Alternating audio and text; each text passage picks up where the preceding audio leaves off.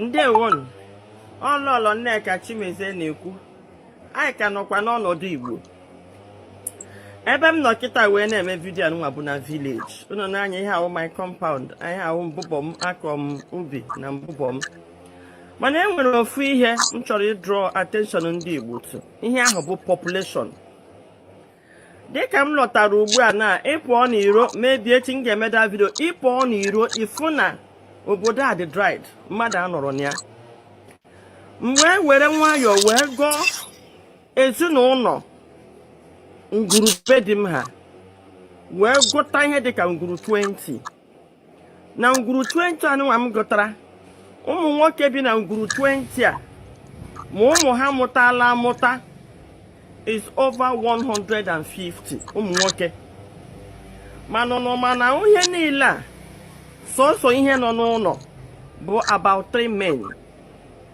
and those 3 men are old. Ihe m lọtara ụlọ ime kịta bụ akwamozu ebe a na-akwa ozu a kịta bụ nne ha na-eletere ha ụlọ bụ onye nwụrụ anwụ so emechaa akwamozu a kịta akpochie befa agụnyekwa ya na ngwuru dị locked.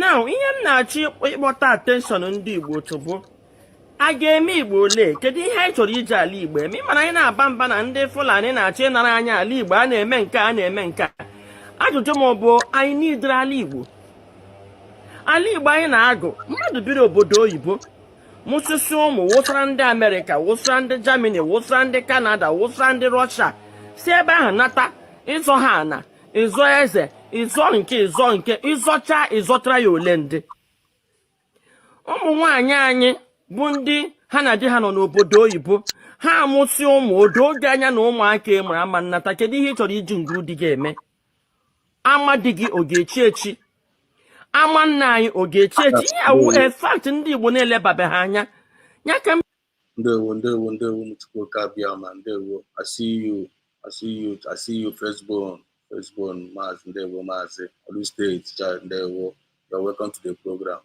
Maazị Humble Lion I see you ndewo you're welcome to the program Olu State I see you ndewo I will be right back onwe m na-achọ I will be right back ndewo unu nabata na-click the like button Muchukwuka Biafra Chukwu gozie unu I salute I will be right back while we are waiting for others to join in onwe m na-achọ m ji sị na ndị okenye anyị ọ na-anọrụkwa ala buru oche cheki enyocha chọpụtasịa ihe nwere ike inye nsogbu n'ọdịnihu mana ihe a ga na-eme ya eji m ohere a na-akpọ attention ndị Igbo na mmadụ agwụla n'ụlọ na anyị ekwesịghị inwe otu nga na-eleba anya n'ihe gbasa our population n'aka ihe na-eme n'ala Igbo ghasaghị nne enwere onye na-ajụ question ihe anyị dị after war ọpụpụ kedu ihe bụ anyị ọpụpụ anyị pụasị ema na-eto anyị ndị Igbo na-edevelop ebe ndị ọzọ ihe awụ iberibe otuto ntofu bụ ihe ahụ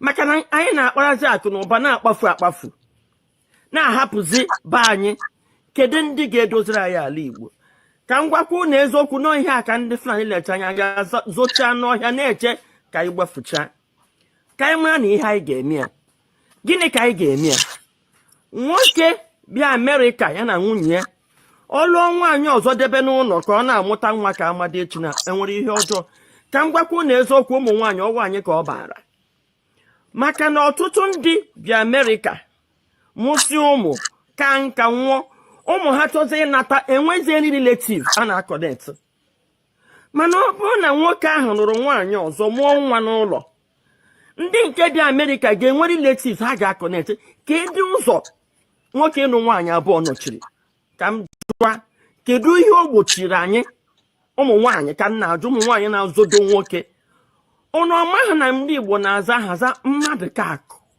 mmadụ ka eji aka biko nụ ndị okenye anyị m na-eti m na-akpọ ụnụ gịnị ka anyị ga-eme anyị mara kwanụ na ahapụrụ ụnụ enwe ndị biri na wee hapụrụ ụnụ ala Igbo na mmadụ na-aga into extinction just like animals asị gị na these animals stands a chance of going extinct ndị Igbo right now ọ bụrụ na anyị elite ha mana ihe anyị mere onwe anyị I stand the chance of going extinct biko nụ ndị bụ ndị okenye anyị ma ndị ụka ma ndị niile na-achịkọta ndị Igbo leba anya n'ihe gbasara population anyị Igbo na-aga extinct ma asụsụ anyị ma omenala anyị chọrọ ijikọ ọnụ kpochapụ ọ bụrụ na ya elite ha kịta mara ihe anyị mere lekwe na anyị lee extinction. Ndewo.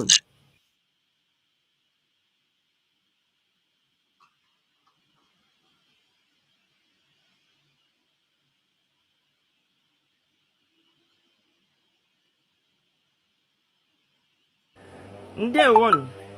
Ọlọlọ Nneka Chimezie na-ekwu anyị ka nọkwa n'ọnọdụ Igbo ebe m nọ kịta wee na-eme vidiyo anụnwa bụ na village unu na-anya ihe ahụ my compound anyị ahụ mbụbọ m akọ m ubi na mbụbọ m mana e nwere ofu ihe m chọrọ ịdraw attention ndị Igbo to ihe ahụ bụ population. Dịka m lọtara ugbu a na ịpụọ n'iro mebi echi m ga-emeda vidiyo ịpụọ n'iro ifu na obodo a dị dried mmadụ anọrọ na ya mgbe e were nwayọọ wee gọọ ezinụlọ ngwurube dị m ha wee gụta ihe dịka ngwuru 20 na ngwuru 20 anụnwa m gụtara ụmụ nwoke bi na ngwuru 20 a ma ụmụ ha mụtala amụta is over 150 ụmụ nwoke mana ihe niile a sọsọ ihe nọ n'ụlọ bụ about 3 men and those 3 men are old. Ihe m lọtara ụlọ ime kịta bụ akwamozu ebe a na-akwa ozu a kịta bụ nne ha na-eletere ha ụlọ bụ onye nwụrụ anwụ. So emechaa akwamozu a kịta akpochie befa agụnyekwa ya na ngwuru dị locked. Now ihe m na-achọ ịkpọta attention ndị Igbo tụbụ a ga-eme Igbo ole kedu ihe anyị chọrọ iji ala Igbo eme mana anyị na-aba mba na ndị Fulani na-achọ ịnara anya ala Igbo a na-eme nke a na-eme nke a. Ajụjụ m bụ anyị n'idere ala Igbo anyị na-agụ mmadụ biri obodo oyibo mụsịsị ụmụ wụsara ndị Amerịka wụsara ndị Germany wụsara ndị Canada wụsara ndị Russia si ebe ahụ nata ịzọ ha ana ịzọ eze ịzọ nke ịzọtara ya ole ndị ụmụ nwaanyị anyị bụ ndị ha na di ha nọ n'obodo oyibo ha amụsị ụmụ odo oge anya na ụmụaka e mara ama nnata kedu ihe ị chọrọ iji ngwuru dị ga-eme ama di gị ọ ga-echi echi ama nna anyị ọ ga-echi echi yawu efakt ndị Igbo na-elebabeghị anya ya ka m ji si na ndị okenye anyị ọ na-anọrụkwa ala buru oche cheki enyocha chọpụtasịa ihe nwere ike inye nsogbu n'ọdịnihu mana ihe a ga na-eme ya eji m ohere a na-akpọ attention ndị Igbo na mmadụ agwụla n'ụlọ na anyị ekwesịghị inwe otu nga na-eleba anya n'ihe gbasa our population n'aka ihe na-eme n'ala Igbo ghasaghị nne enwere onye na-ajụ question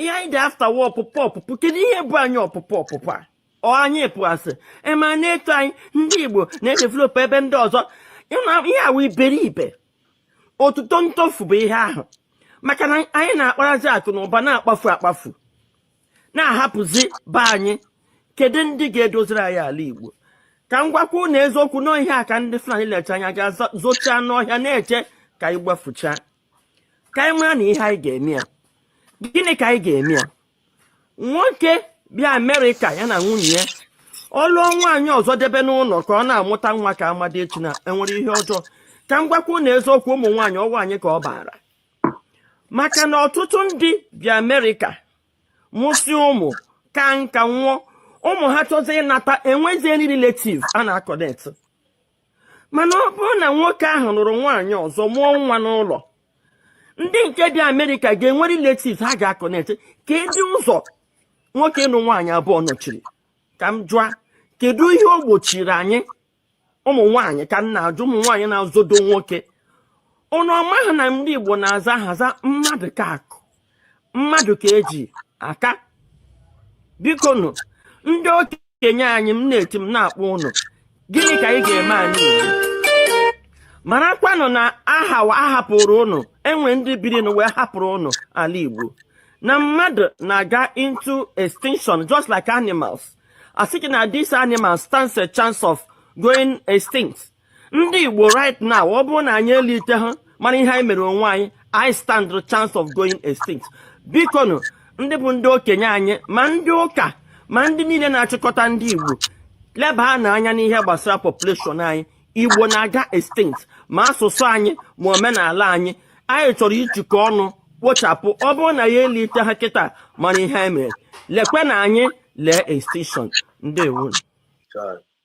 Chukwu gozie gị mommy.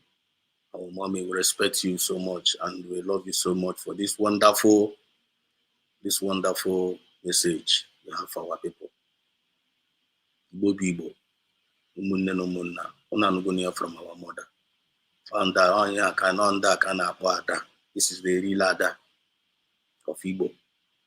Our mother no katamara puta on isi na ewu nwanyị puta gị na ga-abịa akpari onwe gị n'ịntanetị na-agbakasị ọnụ na-amagoro onye ọbụla n'elu isi na-akọ ọnụ na-ama njakịrị na-atụgharị asị up and down. That does not make you Ada.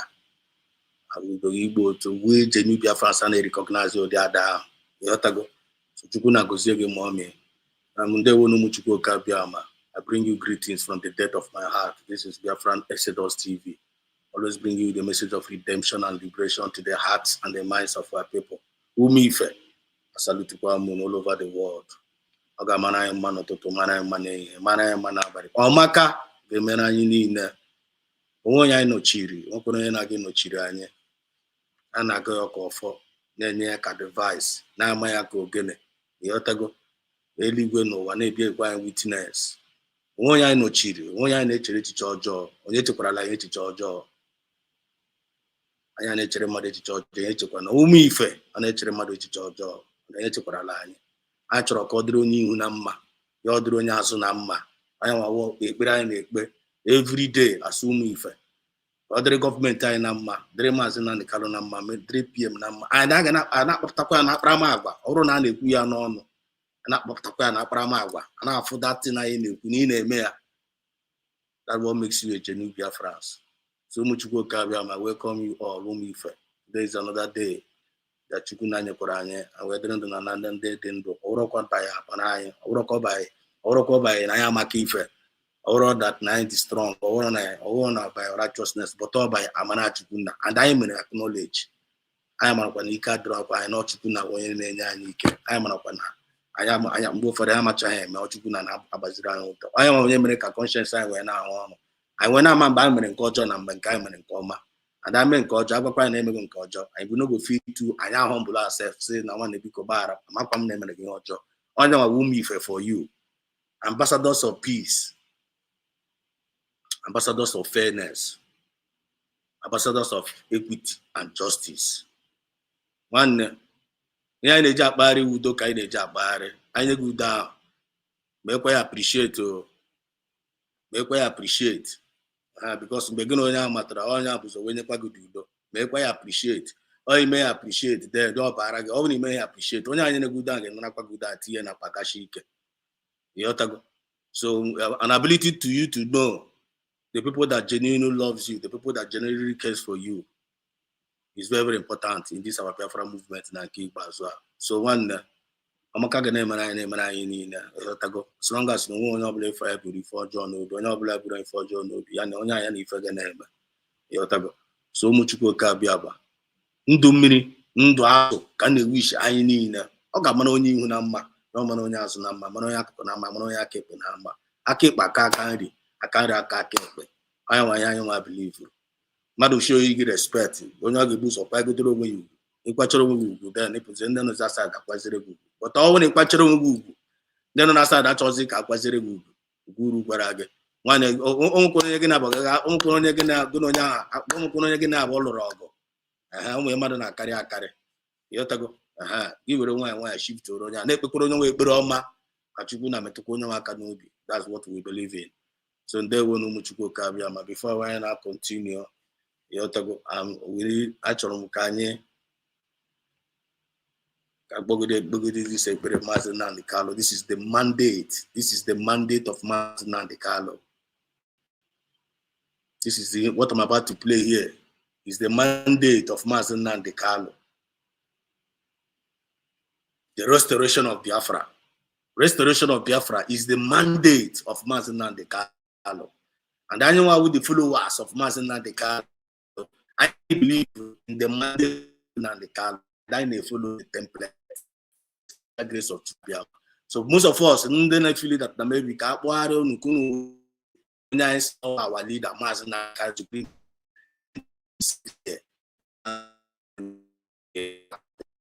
let's go.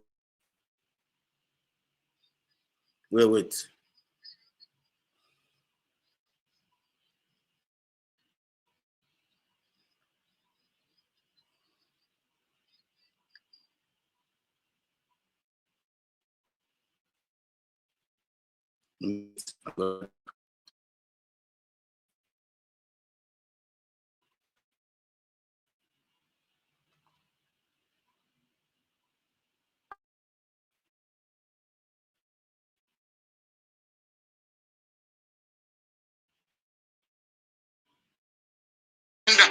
If the option without fear before our enemies, we have sworn an oath to restore Biafra. What's this? Nneka Chimeze na-ekwu anyị ka nọkwa n'ọnọdụ Igbo To us is to see ebe m restoration by violence. Every living thing living in the zoo will be destroyed. All the animals will be destroyed. This is a promise and a pledge we're making to them. They must understand that we just don't love our country. We are fanatical about Biafra. We will do everything humanly possible to ensure that Biafra comes. It is either the flag of Biafra is raised up or I am lowered into the grave. One of the two must happen. It is better for this heaven and this earth not to exist than for Biafra not to come to pass. We dedicate it into the hands of Chukwuabiama, the creator of the heavens and the earth, because only him decreed that we should exist as a race, and only him has the say to decide and to determine if we are to survive or not. We don't rest our hopes in any man. We don't believe that any country can do anything for us. We are going to reaffirm our faith in the supremacy of the creator of the heavens and the earth, Chukwuabiama, upon to whom and in whom every glory and honor belongs to. That's why we worship him and nothing else and no other. We worship the one true living God. That is who we worship. That is why we were created. We are not like any other people. We have been chosen by Chukwuabiama to serve him. We have been chosen by the creator of the heavens and the earth that we may serve him.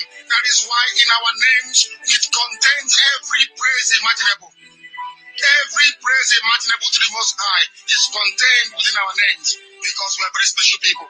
We are here to reaffirm and reiterate that. We are here to ensure that this very march towards our freedom cannot be hindered. Any obstacle on our way, real or imagined, man or woman, adult or child, anything it is, once you are an impediment to the restoration of the sovereignty of Biafra, you will be destroyed completely and totally. In every way imaginable. We do not forgive. There is no forgiveness in our dictionary.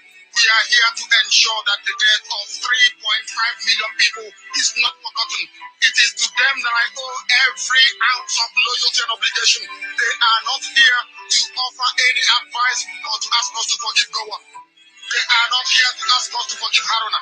They are not here to ask us to forgive the Yoruba people and the Wolowo family. The reason why we exist is to ensure that their memory, that they can never ever be forgotten, that their memory will linger on forever, that as long as man walks this earth, this world will remember the 3.5 million people that they killed, men and women that did nothing. Children that were innocent, their only crime is to be blessed by God. That is the only crime they have committed. As those children were being slaughtered, as they were being stabbed to death by a very wicked and cruel world, spearheaded by a Wolowo. Everybody looked on and did nothing. Instead of them to help us, they ensured that our absolute blockade from land, air, and sea was absolute. That we may die, that the children of God may die. But lo and behold, Chukwuabiama determined that we cannot die, that we cannot perish, because we are his own. Despite all our iniquities, despite all our sins, he made us in his image. He gave us that very edict to worship him, and that is what we do every blessed day of this radio station, without fail and without the fear of any human being, focus of an animal in the zoo. We are here to worship Chukwuabiama. Time. Oh, well.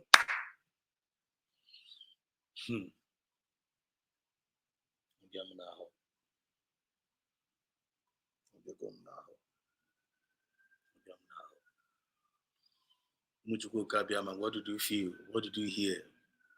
How do you feel now? What did you hear? What did you feel? The restoration of Biafra. This is the voice of our leader, Mazen Nandikalo, the man that we believe so much. The man that many people call their savior, the man they call the deliverer. This is the message he brought to us, we Biafrans. But he was sent to his own. Most of his own knew him not. This man was sent to his own. But most of us knew him not. And they claim that they knew him. But they don't even know the character of the man they claim that. They don't even know the character of the man they claim that is their leader. And they are not even following his character. But they are claiming that the man is their leader. But the genuine Biafrans knows who this man is, Mazen Nandikalo. Genuine Biafrans know who he is. Genuine Biafrans knows that he was sent by God for a purpose to deliver his people. Genuine Biafrans know that. They know it. They are not confused about it. They are not distracted about it. They are not even misbehaving about it. They knew the truth. That's why whenever they hear the voice is in connection with the spirit of the man. So I know my sheep and my sheep hears my voice. Umuchukwu Kabiama na no voice Mazen Nandikalo. No follow voice man, and the since I follow the voice, they have never deviated. Genuine Biafrans, I'm talking. Opportunity and Umuchukwu Kabiama. They will know. I see you, Josephine. Onoha. I don't know what you're talking about, but you're welcome to the program. Please, I need you to organize yourself well. Know what you're typing there. Make sure you type what you know. Understand? Don't come and type something that's going to bring distraction, or maybe that's going to attract somebody telling you something that you may not like. Understand? We all are Biafrans, and this platform is meant for everybody that are matured in mind. This platform is meant for people that reason well. This platform is meant for people that want the best for each other. You understand what I mean? This platform is meant for people that have genuine mindset and with a humble spirit. This is their platform. So all these things that I'm mentioning here, if you don't have the qualification, you don't need to bother yourself to come and join us. We don't need your joining. You understand what I mean? There are many platforms out there. They may say what you want to hear, or they may talk about what you want to do. You can go to that place and spend your time with them, and then you learn more from them. It's not that you leaving the place that you feel that is so what you believe in. You will not be listening to them, but you will become and be listening to people that you don't believe in. I am now ambassador on this platform. I am now Kwasri. You know, with information to put every record straight. And I jam more you know twice. I jam money when I say Yotago. One will judge you by your fruit. Biafra judge by the fruit. And then keep Bazua. I was in and keep Bazua if I know the email now. I was in as anywhere Biafra. What matters now is anywhere Biafra.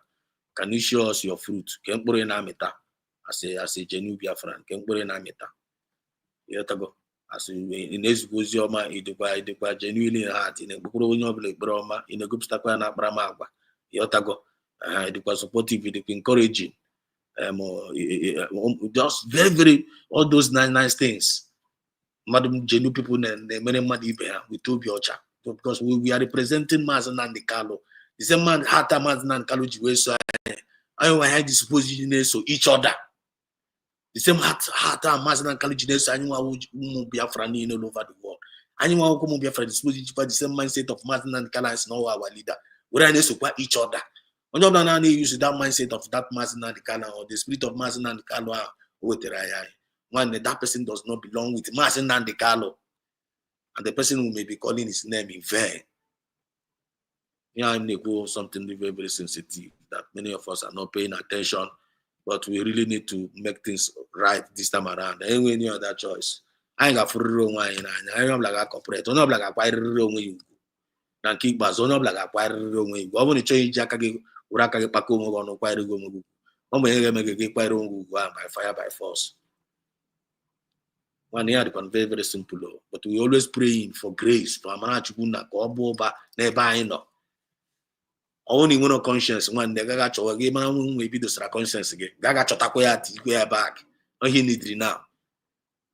Oh, I'm somebody I make see some of this kind of revelation. I will see ebe abanye, you see ebe wee pụọ. One ọkwado ndị fụrụ gị n'anya na-agba ọkwado onye fụrụ mmadụ n'anya na-agba nwanne ya nwanne na nwanne na ọnụ onye a na ọ na-esikwa n'isi o. Yotago, nwanne ọnụ gị na gị ga-ata atụ na ọnụ gị na-esikwa n'isi. Ọkwa onye fụrụ gị anya ga-agwa gị ya because ọ nwere ndị afụ na ọnụ gị na-esi isi. They no go tell you si ọnụ gị na-esi isi even ha ga na-akụrụ gị aka because maybe ha ga-efili ka ị ga were ka ị ga disgrace onwe gị. Yotago, but ha nwa nwanne gị dispose gba gị na nwanne gị ọnụ gị na-esikwa isi na gị ga-ata atụ so that onye ọpụ aside dị a onye nwere ike ịkọ ya ọnụ. But some of us mgbe mmadụ ga-agba nwanne ya na ọnụ gị na-esikwa isi onye wee pick offense onye asị wee ji wee kwuo na ọnụ ya na-esi isi ga-agbazi onye nwe nkịtị ka ị ghara ịgwa ya na ọnụ ya na-esikwa isi ka ọ bụrụ ka ọ ghara ipik offense onye ha werezi ọnụ isi ahụ si were na aga eshigbuzi ndị nọzi aside na-afụzi ga na-agbazi ọsọ because ọnụ gị na-esi isi onye nwa ga-akachara onye ọgwụ mba onye ahụ okwu ya wuru ilulu ndị wuru m Chukwu Okabia m ya welcome. So Josephine need to behave yourself. You have to go. I see you. Biafra is my home. There you go. Biafra is my home. You're welcome to the program. You're welcome. This is Biafra is my home. Our brother.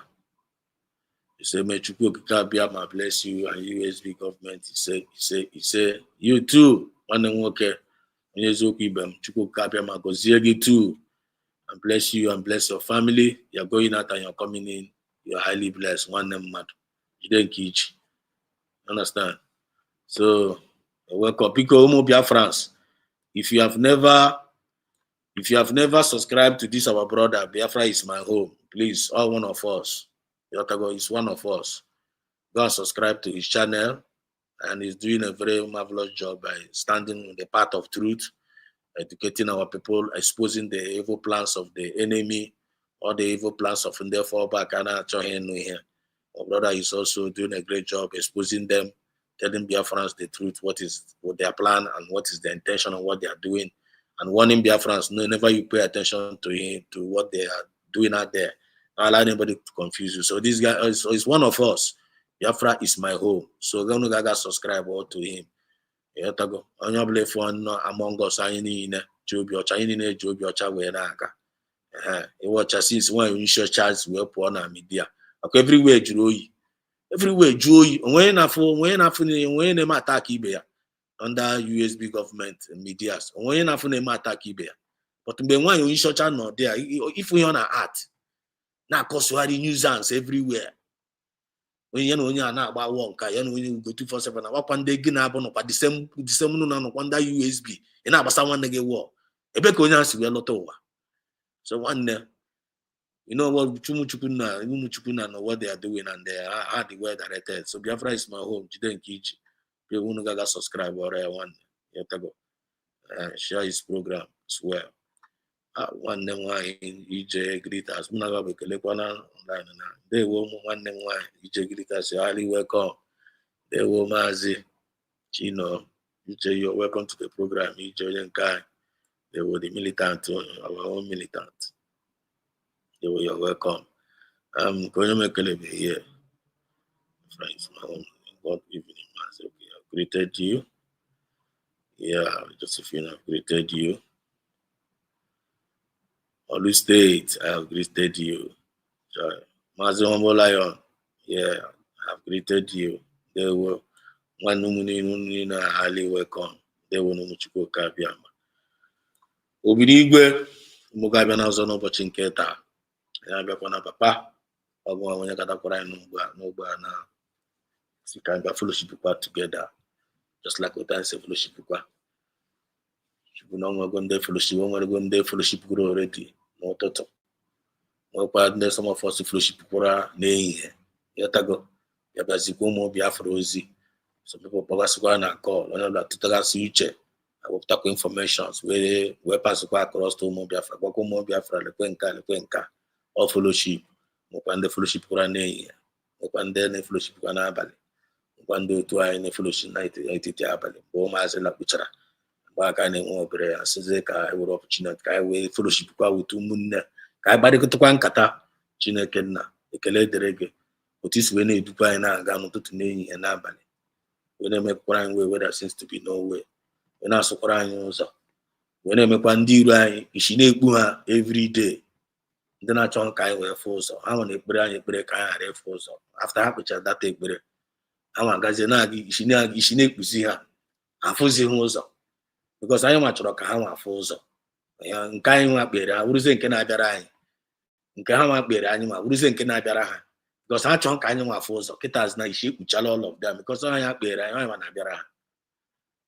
onye nwe anyị mgbe anyị si isi anyị gbawa na ịgbara anyị si anyị gbawa na ha wepụ aka onwe n'ofe bifo na ahụrụ ha aka mmadụ onye nwe anyị gwakwara ha gwa ọgwụkwa mụ hazikwara ndị ụmụnne m ndị ọzọ zigasịkwara ọbụlụ anyị nọkwa na saịdị nke ya na-etikwa mkpu na-ezikwa nke ya na-eti ịghọtago na-agwakwa ụmụ Biafra ka anyị nọkwa one side na-etikwa na-arịpọtụkwa na-agwakwa na-ekwukwa ndị ihe anyị niile na-ahụcha independent media so they volunteered na defend the government because achọghị ka ha stand for fairness, equity and justice. Kwawu Rose on side nke you mentioned them Nikki, kwawu go 247, kwawu David Bright, kwawu Mass Jew Survivor, Akanko. One Mandela na Twitter space, whom Ife have taken charge. Whom Ife will go nothing. Because a time like this, you know it is written, okay, but charge. Now when baga mo kita don't when they get rise, can you prepare the government? You prepared men both spiritually and physically, and ha chioko. How a walk because ha job your child we naga. On your blood anya na ọkụ na-agba onye ahụ n'ahụ. But a na-agwa ha awa na-ahụta. Ojukwu na na-ekpe ka iwe mepe anya ha. Ka ha wee fụ ihe a na-fight against, because ndị a na-fight against this government na-fight against we anyị nwa ụmụ ife. Ha amaghị ihe a na-fight against. Onye nwa wee ebere anyị ji wee na-emetere ha. Mepe ha anya ka ha fifa na fight against so that ka ha chegharịa wee kwado onwe ha ugwu. N'afa Chukwu oke abịa ma ise. Ajikwa opportunity a wee na-etifekwa our leader Maazị Nnamdi Kanu n'aka gị. Onye nwa onye anyị nụrụ voice ya kịta na ifufe ọ gwara anyị that the way any other option, not Biafran restoration, with the option. Without Biafran restoration, na anyị na-efuo na and you could not waste hope. Without this Biafran restoration, I need a one day free because they are covered everywhere. All this also Biafra fosiri. Ka akọnkasị okwu agwụ. But go and give it anyị. We say that now you get resist the force of the enemy, the forces of the darkness. Now you want to get resist here. Now you want to get create a light. Now you want to get create a light in the midst of the darkness is here. And I am young and nothing is going to quench that light because as no that this is the time of redemption. This is the time of the liberation of God's own people. And the way anything of that get because go eat the go the papa be the league, eat the go the west side no I see lawyer. We tigasia men they may achieve and that name ogma choose or am choose I didn't give a cheaper one is that no on fight for that choose for our no fight for her. Now when you fight against them, now when you are going to be disgraced, I'm but I know here. I cannot I know educate the reason why I can about this now fight this divine mandate. Knowing fully well that fighting the divine mandate is destruction, and you fighting those that God are using is disgrace. Chukuna, I hear Kukona was an abalea. Ntina no one here, Anna Haka draw. But I ain't the Kalichine Makamage, each when I never know. Would all be Sarasara if I make Beregi when you move Biafra mean all over the world. Kahakusi Kono. Because onye ọbụla nwere obi sarasara nwe ike nọkọta na-akọ nwanne ya ọnụ. Onye ọbụla nwere obi sarasara nwe ike nọkọta na-emere nwanne ya envy. Onye ọbụla nwere obi sarasara dị suppose na-adịrị nwanne ya jealous. Onye ọbụla nwere obi sarasara na-hate nwanne ya. Onye ọbụla nwere obi sarasara a na-eme mpompo. Imagine na obi Chukwu nna nyanya obi sarasara anama m na ịzawago ya. Obi sarasara ere nwago in our people's light. Ọ na-aga magnet each other. At the end of the day, the same unity and different in use when they hold down. anyị werekwa the same unity anyị for anyị ụmụafọ Igbo ụmụafọ Biafra genuinely with obi sarasara anyị wee kpakọ onwe anyị ọnụ. All the enemies in our land will now be ha niile ga-agbari agbafuo. That is the revelation. That is the mandate. That is the template. And that is what our Maazị Nnamdi Kanu brought to us. But ụmụ ekwensu sị na ha ga-adị ndụ ha wee mee achieve. Thank God na ha niile eji oge ala na-ezere mmiri na nke ikpeazụ a. Thank God ekele dịrị Chukwu na because all of them are all going gaga and all of them are heading towards Red Sea. Ekele dịrị gị aka na-egburu anyị agha. Maazị Nnamdi Kanu na gị nwee victory. PM Samine Bara na gị nwee victory. Ụmụ ife niile all over the world na gị nwee victory and the victory ahụ abịago. Jidekwara anyị jidesiere anyị Dr. Ngozi Oroba aka Dr. Ngozi Oroba eze aka jidesiere anyị ike. Mee envelope with ike gị, mee envelope with your amamihe gị, mee envelope with your divine protection. Because ọgụnwa nwe ya kpọpụtara ya, ọhụrụ mmadụ kpọpụtara ya, and ọgụnwa kpọpụtara ya, ọgụnwa ike niile dị n'aka.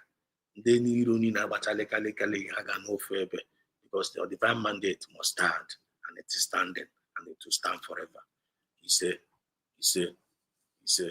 goziere m mmadụ niile ndị niile join na program a n'abalị a ma ndị ka na-aga join na join otu efe ha batakwara ihe na nwa na ga-fellowship kwa anyị udo fellowship kwa n'ọṅụ then we share ideas wee mụọ onwe anyị encourage wee kpee ekpere ifeọma na-agbakwa ụba n'ime ndụ anyị n'afa Chukwuka Abiama.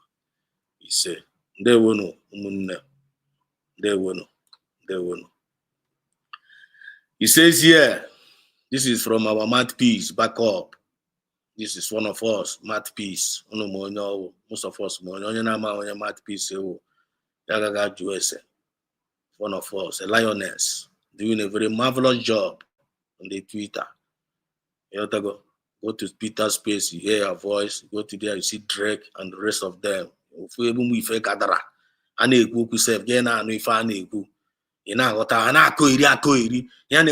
Facts and figures, doing a very marvelous job voluntarily with Obi Ocha.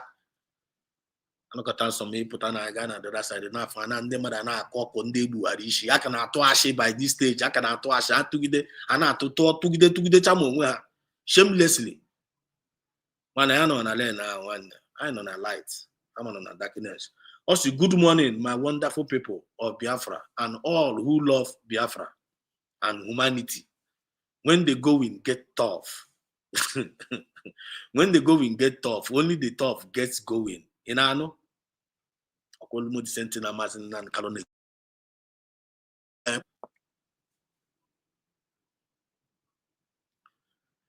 Biafra stand strong. Biafra stand strong, resolute, and unshakable. The United States of Biafra, USB, government, got your back. We are going home.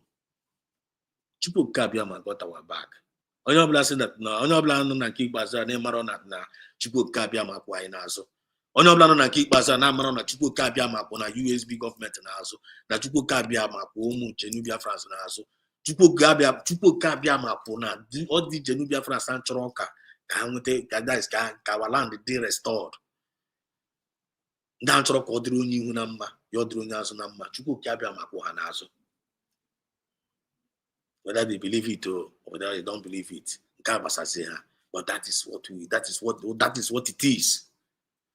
You watch here na-emegasị na nke ikpeazụ a nwere ọhụrụ a na-afụ the sign na Chukwuka Abiama kwụ anyị n'azụ. Ịghọtago?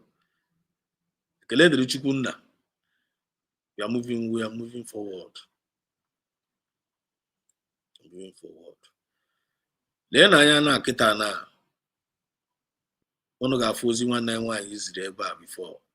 Nwanne anyị nwaanyị aga m akpọgharị again. Ọ sị that na ebe anyị kịta na everywhere etipịa na be anyị. And the onye ọbụla na-agbasịsịsị ọsọ. Everybody's running away from home. And always okwu. Whether my Uzi Nigerian agent or whether man I don't call within Nigeria, just like one of us said here, somebody said here, no, yeah, I don't call within Nigeria. I just don't know. Yeah, whether I mean I don't call with one Nigeria or I don't call with me trying broma. I don't call with one Nigeria. Now me try Biafra broma. One, you are not our enemy. Only now no with one Nigeria. Again, I'm a Biafra, Uroma. You know what I mean? But I they produce good fruit. You only taught them money. One, you are one of us. I already begin a claim one and if you are a claim no more Biafra. And one Nigeria, why no black one and not choke up cable. But also know I will then the mother allegation one Nigeria. No, no, and I don't call with the one Nigeria. Oh, the main people now call with the one Nigeria. Now I don't come in there. But afuzie maybe onye for one Nigeria na chọka onye ụmụ Biafra aka asịze na onye a wusi sabo na-akọ ya ọwụrụ akụkọ.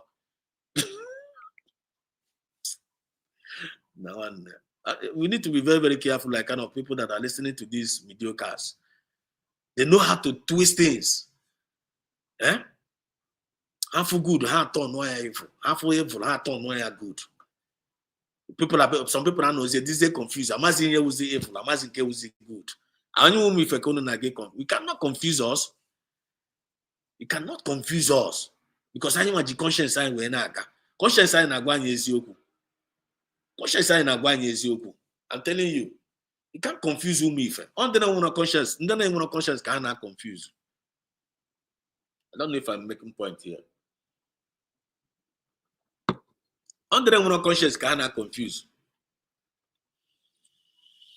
I see you, my brother Charles Richard. Good evening, Master Sedos, and they were watching You're welcome. Obi-Wan, I see you. They were Fidelia Ibokwe. I see you. You're welcome to the program. They were. I don't know whether you guys, people are getting the point. I'm telling you. Happy there, but we thank God we are in the right track. We're in the right track. I am with the testimony. The testimony. Then I am now. Then I am here.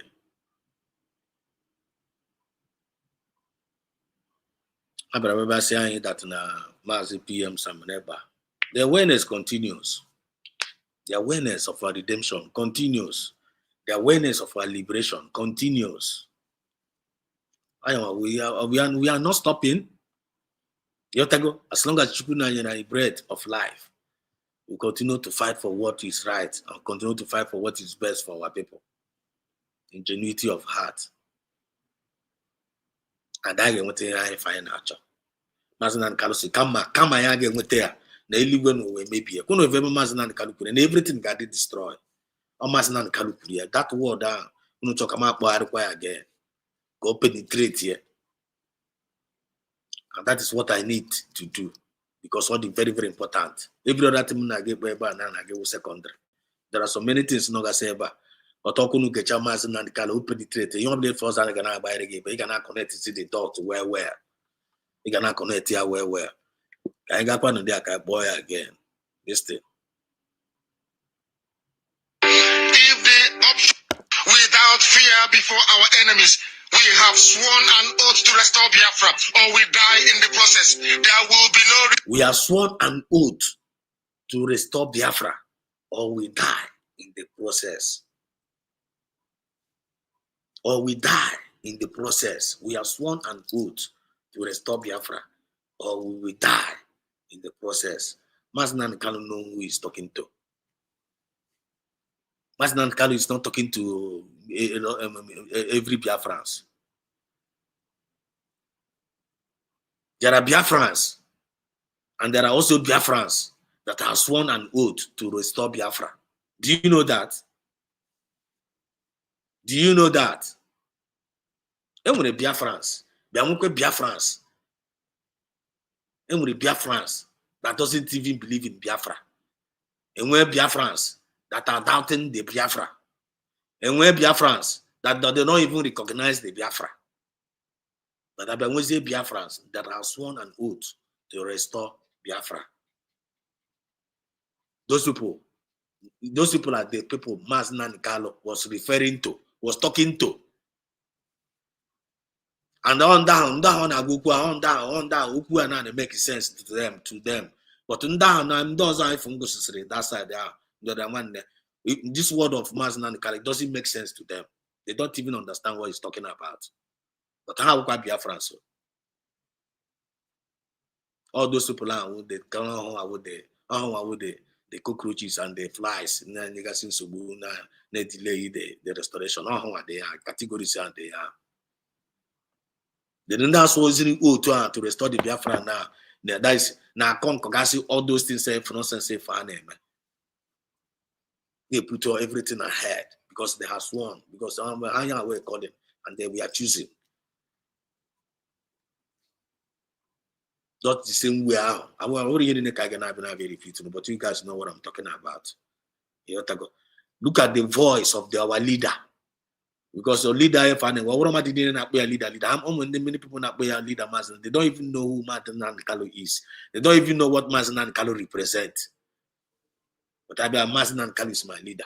Characteristics of Martin Nankalo himself, a genius. But Martin Nankalo say reason, they know the reason like that. The ambition for his people, and when the same ambition now. Those people are so they are name. But then that will not take it serious. Whenever you jam those characteristics, you need to stay at arm's length with them.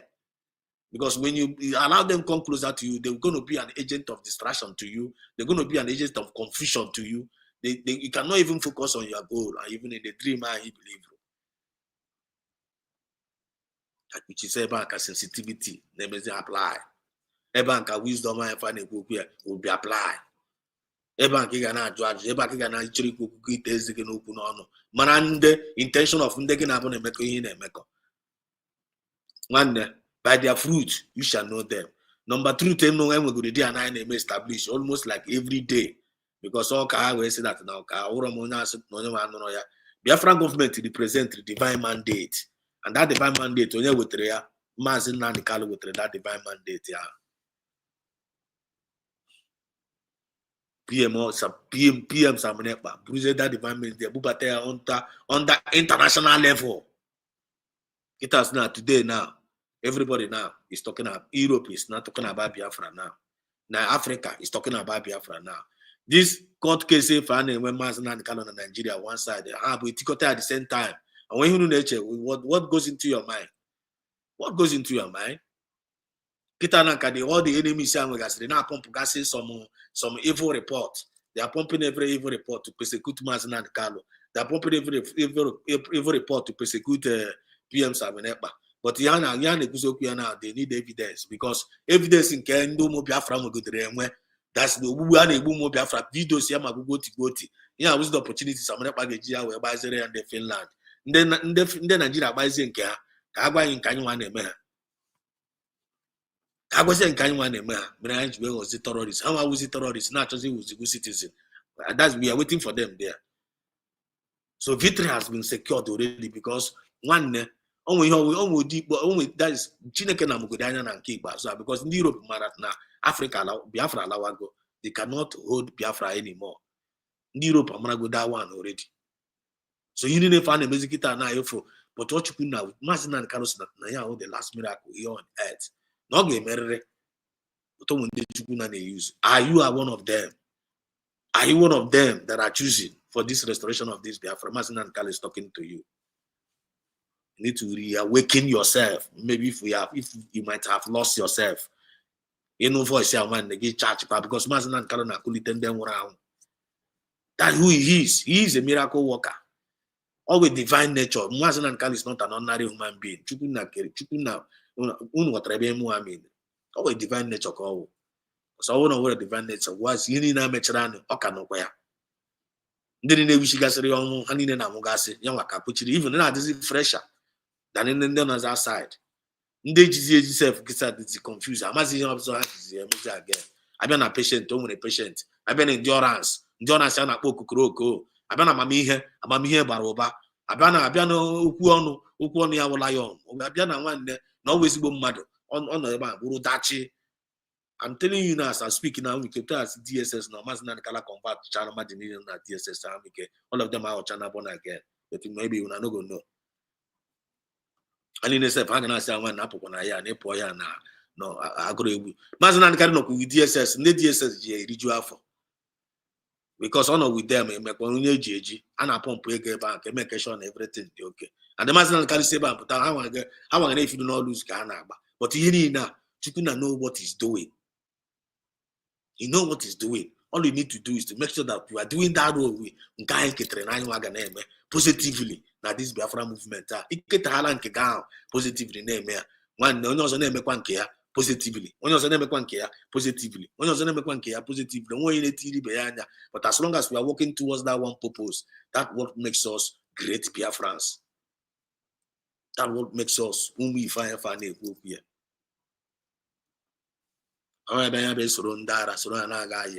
It doesn't make sense. Then anya ebe a na nwanne unu ga-afụ Maazị na Samelekpa na nọ na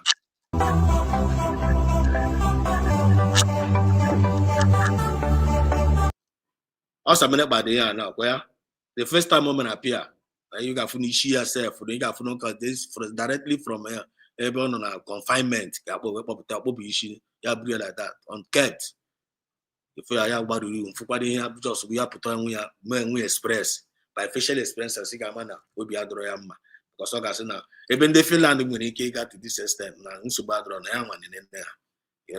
Second one, Ketana. When anything different, now this second video now, when I appear, is it 2 days ago? Second court appearance here. We also don't know favor now. And this is the photo. The one is that you have to put out a lot. You come on, I'm sorry. That's nowhere. Okay, but you can do that place up. I'm not out to get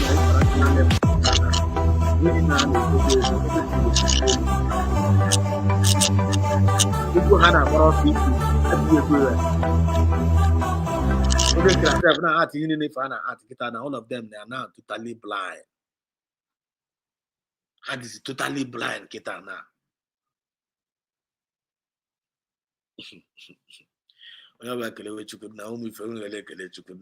So, although when they kind of have this testimony, say what is going on here, and the person is still confused. No one you need to problem here. I'm telling you, because if you don't understand the time and the season on this Biafra movement, you're gonna make a mistake always. And another something good. And I'm like if that's something in they put in your best, or not the running hunama, your drone as unama. You make a time, make a tazi, Biafra feel was angry, or feel was annoying, or feel was bad. One that's another one. When you put in a good labor in a thing, everybody with a bad behavior will maybe you a good labor.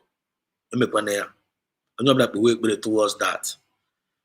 You have to be there with a very good intention. Anything of is started with a very good intention. You have to go. Don't give up on it. Don't give up on it. Don't be a bad intention. You have to go. Unless Monya and Onya again, I want to Jonya again upon a Mekoya to DBT, but they got no bad intention on now. Talk a say boomerang. Again, Onya knows at your own messy. Or to Yanka Chukuna name.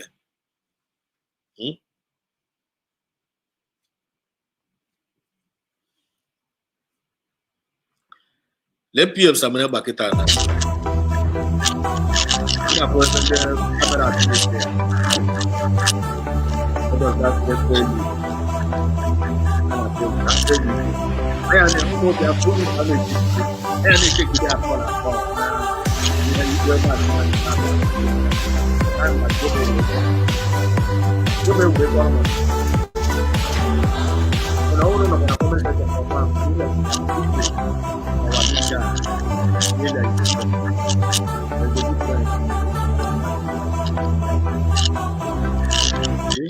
Okay, for the difference now, right?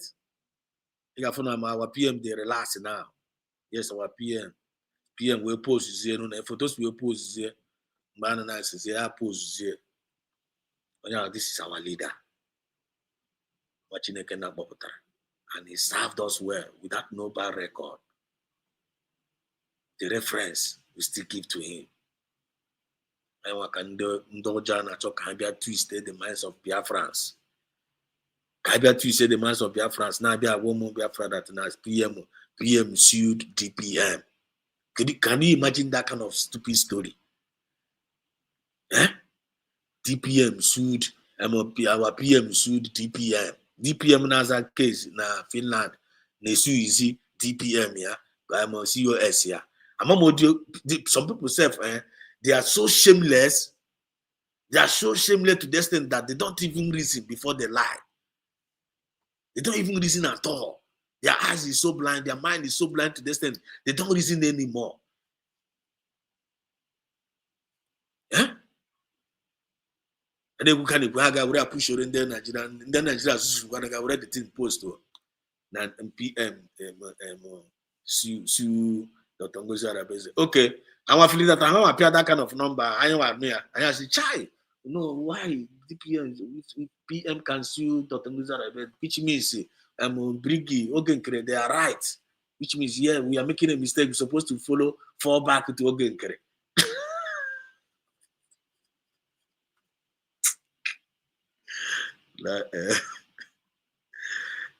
They fall back ourselves. I know now the Brigi sue PM sue Dr. Ngozi Arabeze. I need why PM sue Dr. Ngozi Arabeze? Why it's true, which means we are in the wrong path. I'm supposed to fall back to Ogekere. I want to hear Hanagwa. Umokoko.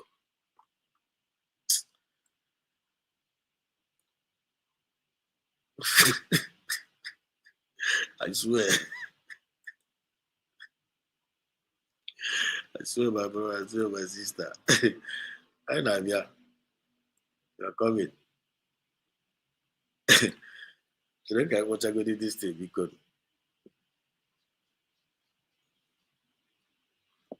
We cannot surrender. If the option they give to us is to seek our restoration by violence, every living thing living in the zoo will be destroyed. All the animals will be destroyed. It's a promise and a pledge we are making to them. They must understand that we just don't love our country. We are fanatical about Biafra. We will do everything humanly possible to ensure that Biafra comes. It is either the flag of Biafra is raised up or I am lowered into the grave. One of the two must happen.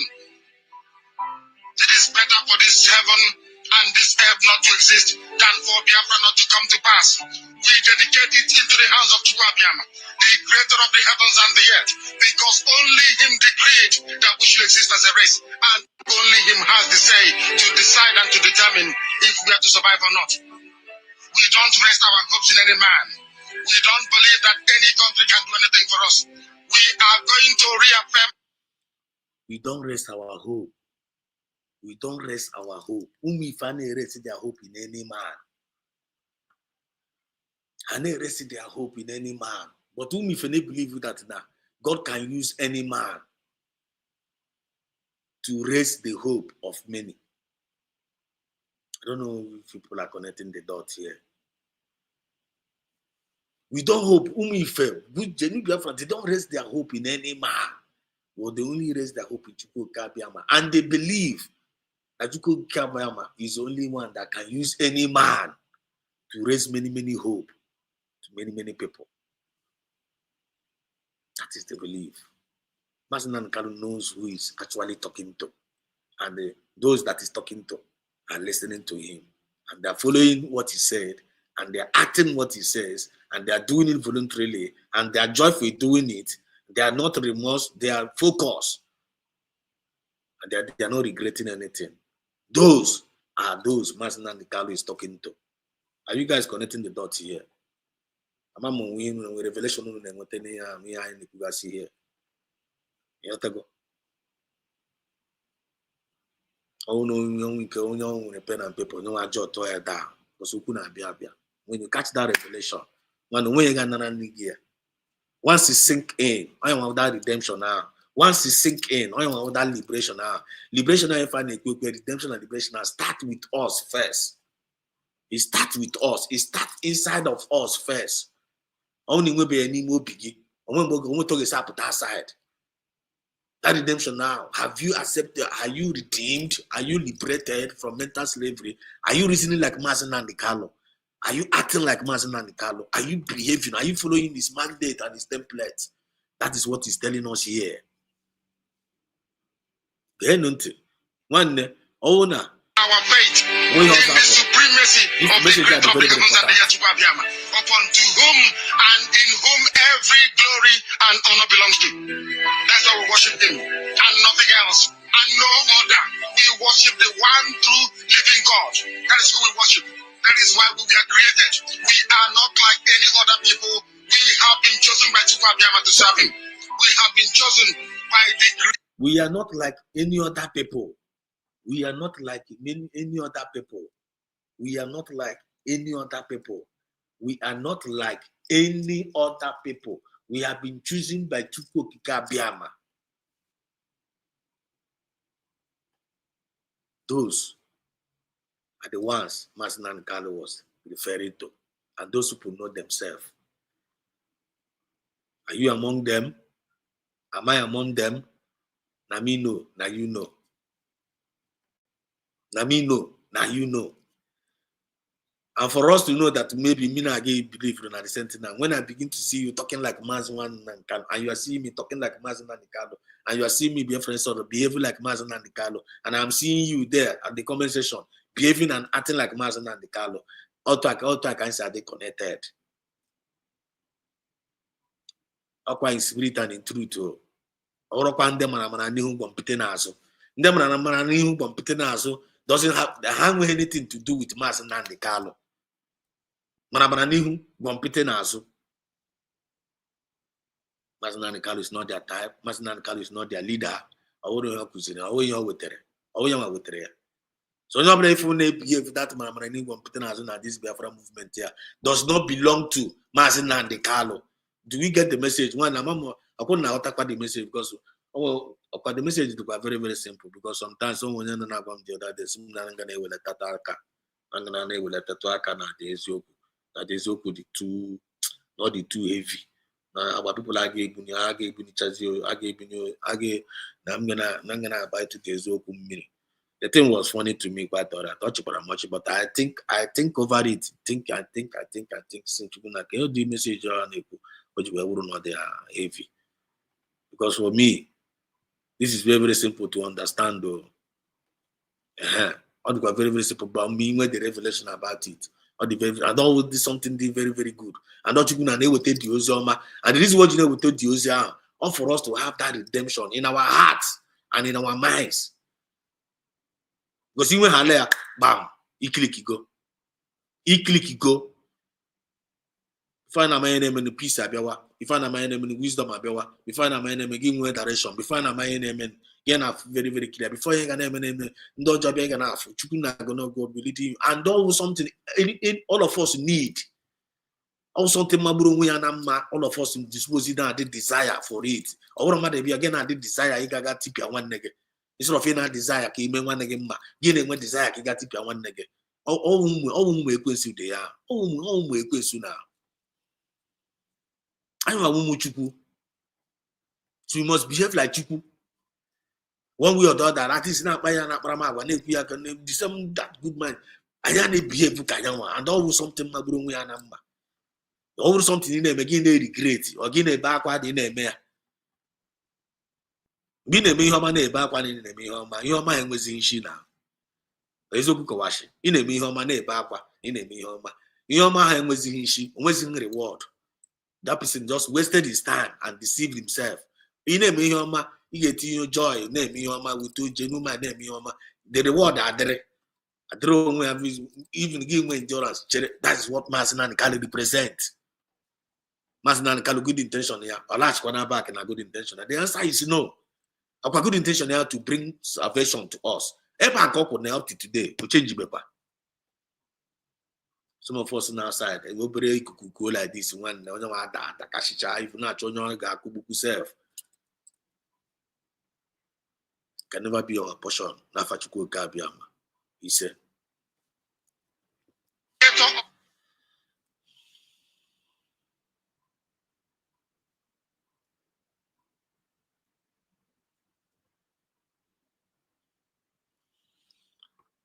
Let's go to this place.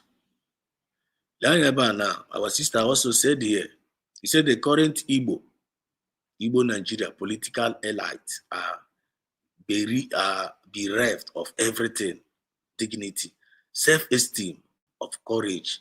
They lack courage. When you look at them from top to bottom, it risks selfishness. None of them can come close to the likes of Ohamadike, Mazi Nnamdi Kanu, and Mazi Simon Ekpa. Eziokwu Chineke. Eziokwu Chineke. Agagbaghị okwu agbaghe. Ị ga-agbaghe agbaghe. Ihe ahụ nwanne anyị preachiri ebe a na-awụ the bitter truth. Onwe m ga-eji ndị a na-compare with Mazi na all these Southeast governors a. Onwe anything ọbụla ife ha pasitara. Onwe any uru ọbụla ife ha bara their people. No good intention for their people. But Mazi Nnamdi Kanu have a good intention for his people. That is the reason why Genu Biafrans love for Mazi Nnamdi Kanu. That's the reason why Genu Biafrans loved him. And they are following up his footsteps. In the midst of all this persecution and everything, because for them to give up on that their evil in that their good intention, they think I give something and I got them to their own side. They don't have any other choice than to maintain that their good intention, genuinely, with joy and voluntarily. No for them, one way or other, you can find we live to bargain because your mind get the positive. Because your mind get the positive.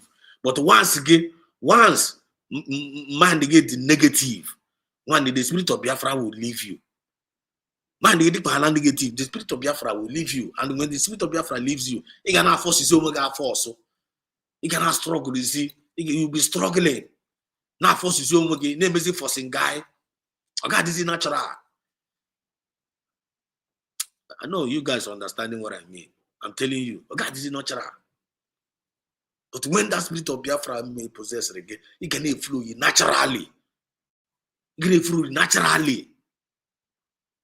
Ghana for two we Ghana be stress we Ghana be one because the focus on when Kichuku na carry the focus on it and then they will put that fruit to good fruit towards one another to bless them to that keep that na the Biafra movement. When you also focus on and care like that. When you also focus on and care like that positively, I get a problem among us. But does it stop anybody for those that are behaving illegally or behaving immature? Does it stop the children of light? It doesn't stop them. But the children of light is having mercy upon them. Like kind of these people, they don't even know what they are fighting against. That's the way we are seeing them. They don't even know what they are fighting. If God opened their eyes to know what they are fighting against, when they dispose actually say no need. Because they are fighting fire. If God opened up their mind, you will see them running towards the Red Sea. Speed the Red Sea for Biafra, Natuma PM, Natuma Mazi Nnamdi Kanu. The enemy, the speed they are rushing towards the Red Sea. If God open your eyes, one nigga child. Because of again, their heart are evil. So that evil heart they are giving to us is what God is going to pay them back. That good heart they find in God is going to recompense you back with your good heart, with your blessing, and with you. Man, he will laugh last, laugh the best. Know who you are. Know the reason why you joined this Biafra movement. You go to the reason why you join on this Biafra movement. Why am I in this? Am I in here for a joke? Or am I in here to make money? Or am I in here to deceive my people? Or am I even here to produce a good fruit that will help by the restoration of this Biafra positively? It's such a man can belong on there. But to God belong on there, he chooses to know one key name. Man, but also the decision that we make today, or the choice that we make today regarding this Biafra movement, we'll decide tomorrow. Remember, Menega Wapaniru, Omenko Kojo, one nechi, Arikwana, I am a wisdom and finance. Pray for this Biafran government. You're not going to take anything out of from you. Support this Biafran government. It's not going to make you poor. One way or the other. You cannot say you're going to do anything. Even if say you don't get money to support, to pray. You can encourage, you can share the program, you can evangelize. You can talk to a millionaire each and every one of us in this Biafran to use it profitably for everybody. But due to the fact some of us now like who is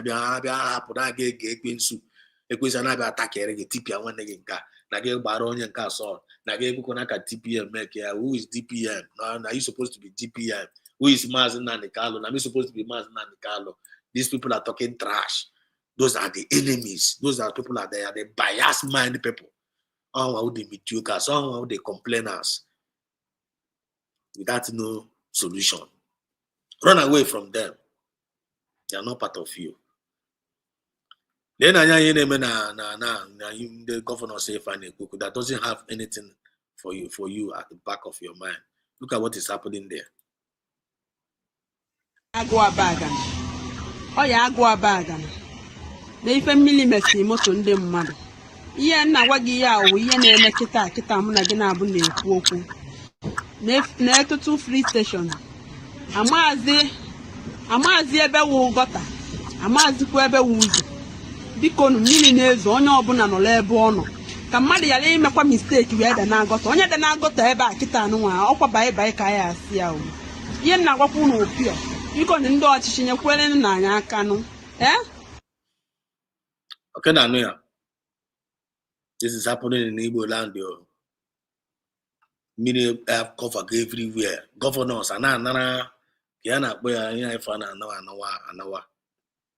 government, Nigerian government, and never allocation.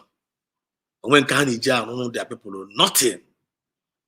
Come here, we go and do robber and they good people. We progress careful and a troop. Osaga or again. But here comes a man, Mazunani Carlos, not that kind of nation. Actually, with the guy fighter for a nation, God drew you and my other Yazunama. When in Kana Chosikasin and a busy terrorists. As you could never know. Thank you, my brother. Location. Suchuku never know. Now God is answering our prayer. All our enemies now, they are now going gaga. I see you happy, man. My mommy, longest time. An MK and PM at the man. Okay, for real. Mommy, you're welcome. I'm happy, man. You're welcome. I see you, Rosie, Nemo. There were so sorry, Mazi, for calling. I didn't know you were on live. Okay, it's all right. You can please, if anybody want to join the program, you have something to say. This is the link.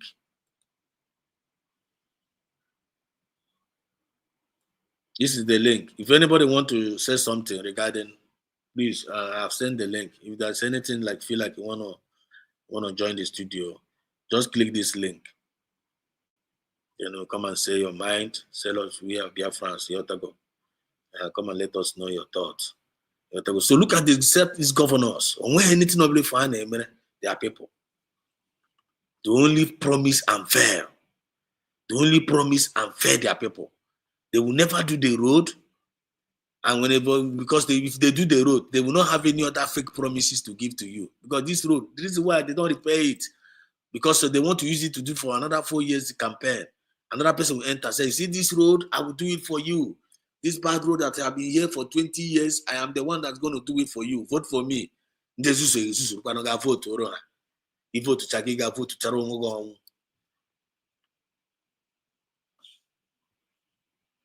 Telling you, after taking all the allegation, they will not complete it. Now look at another one here. Look at what the evil government, the government that's supposed to be doing everything for their people. Give them electricity, give them a good road, give them housing, give them employment opportunity, give them loans, a lot of good things there government does for the people. But for that place, they don't do nothing for their citizens. Even when they promise that they have done something, it's all lie. Look at this one here now. Let me see whether it's this one. Oh, let me see whether it's this one.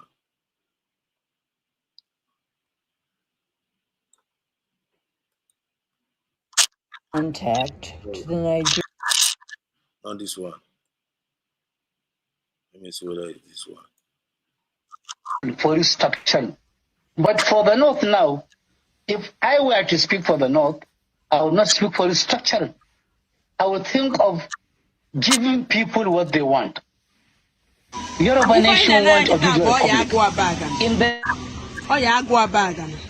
na ife mmiri mesi moto ndị mmadụ ihe nna gwa gị ya awụ ihe na-eme kịta mụ na gị na-abụ na-ekwu okwu na etutu free station amazi ebe wụ gọta amazikwa ebe wụ ụzọ biko nu mmiri na-ezo onye ọbụla nọ n'ebe ọ nọ ka mmadụ ya lee imekwa mistake ya ede na-agọta onye dị na-agọta ebe kịta nwa ọ gbaba ebe ka ya asị ya ihe nna gwakwa ụlọ okwu ya biko nu ndị ọchịchị nyekwere nna anyị aka nụ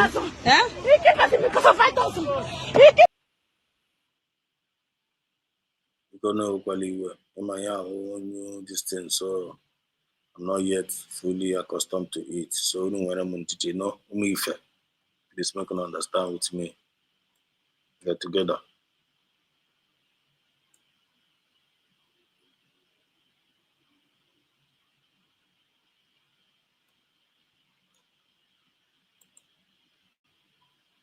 Let me see why this thing is not showing. Try to show it, but it's not showing. Okay, let me go this one. Republic, this is 21st century. We have a right to choice. Biafra wants Biafra. Give them Biafra. Give every other nationality what they need. Because as far as I know,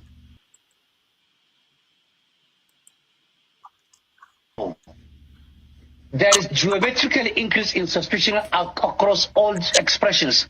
The trust is not there. Suspicion is not there.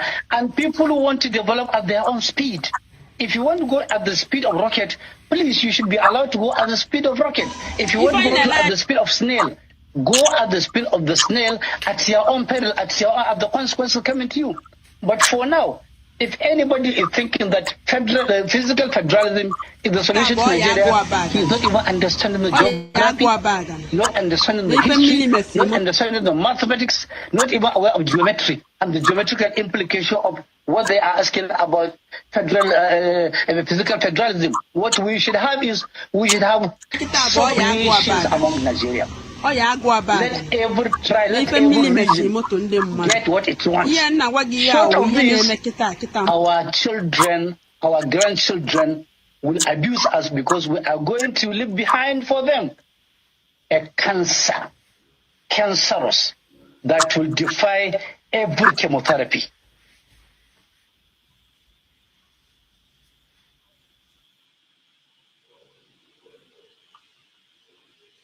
When again, this man this man now we're Fulani. See your road state say this particular road, if they tell you how many times they award it, you will not believe it. You're right. Next thing is to be hearing billions on the project, yet nothing to be done. Confirm. Then now, this man now have provided solution to this Nigeria. But before then, look at what is going on here. Let me see whether this one. Now with the come from abroad, now with the come. Can't keep us because of $5,000. Can't keep us because of $5,000. There has been this call for restructuring. But for the North now, if I were to speak for the North, I would not speak for restructuring. I would think of giving people what they want. Yoruba nation want a digital republic. In the name of God, you keep us because of $5,000. You keep us because of $5,000. You get out from abroad. All of us they go from abroad. All of us they go from abroad because of $5,000. 90% so because of $5,000. Because of $5,000. Come on, Jesus. You see what the so-called governors, the so-called Southeast governors, they are doing to their people. No security. Look at how their forces are buying people on the street on a daily basis. We are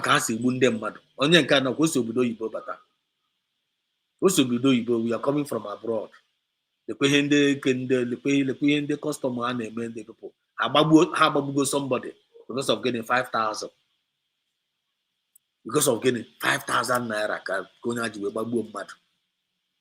then when you people talking about Biafra, talking about USB government talking about like Nachukune Nenga in this Biafra. Kono bla bakabla tono. Can face here face anye. Some of us only korobaga bago, some of them only koroyo abatu. Some of us are they claim na they deceive man without knowing that na they deceive one. I want to Biafra kita I want to ala rugo no na you want to ile ga hand in our resources. This kind of thing now if I buy room here. Organize may happen in our land. The answer is no. It no go happen. It no go happen. But come, let us reason together and make sure we achieve this in under one goal. Why is it too hard for some of them to understand? Why is it too hard? Because if it is too hard for them, this kind of thing will be happening. This kind of things will be videos, you'll be seeing it every day. And the more the day comes, the more it becomes worse. The more it becomes worse. Does it make sense? The answer is no. Why can't we wise up for once? Eh? Check it out now. Jesus! Because of Fantasm! Because of Fantasm! Because of Fantasm! Because of Fantasm! Because of Fantasm! Beside you, because of Fantasm! Because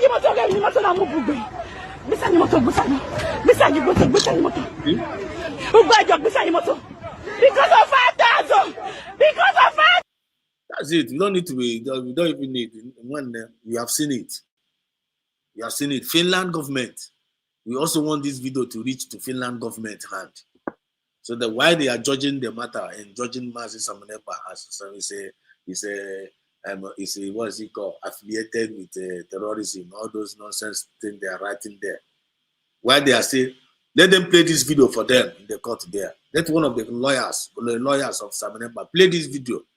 Look at what this is what PM Samanepa was fighting against, not to be happening in Biafra land. This is what he was preventing. Preventing this kind of crime. Is it terrorism? That is the question. Preventing this kind of crime against your people. Is it terrorism act? The answer is no, it is not a terrorism act. Preventing this kind of crime to be happening so that the police will not be kidnapping people, army will not be kidnapping people, harvesting people's organ, killing people on a day basis without court, without rule of law. Stopping those kind of people, is it a terrorist? Is it a terrorist offense? The answer is no. So why are they charging PM Samanepa terrorist offense? Why are they charging Mazinani Kalo terrorist offense? That doesn't make sense. That's why we are watching them. So this video, I know you make sure no the Finland court. Go and look at what PM Samanepa was fighting against, trying to prevent. Now, since the arrest of PM Samanepa, this thing now has started happening again in Biafra land. And if the Dongozo represent the way now, they are mounting, do this, do that, do that. If you want to fight against these people now, the same evil people, you don't get action, they will still follow the thing and forward to Finland government and say, look at the way they are committing terrorism in Biafra land. How can you defend the power now? When they get your defense, I got report against you. These are the evil ones among us. And they'll tell them more. Honey,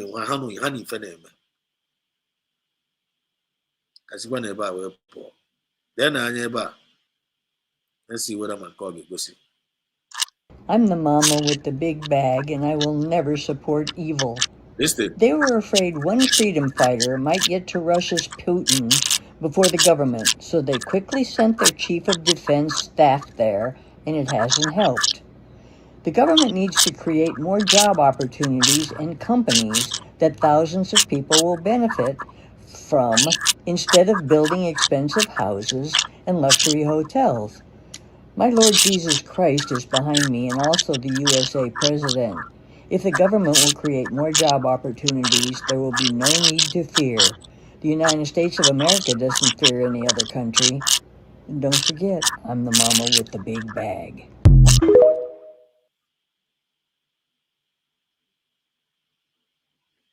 One more time. This is direct contact to the Nigerian government.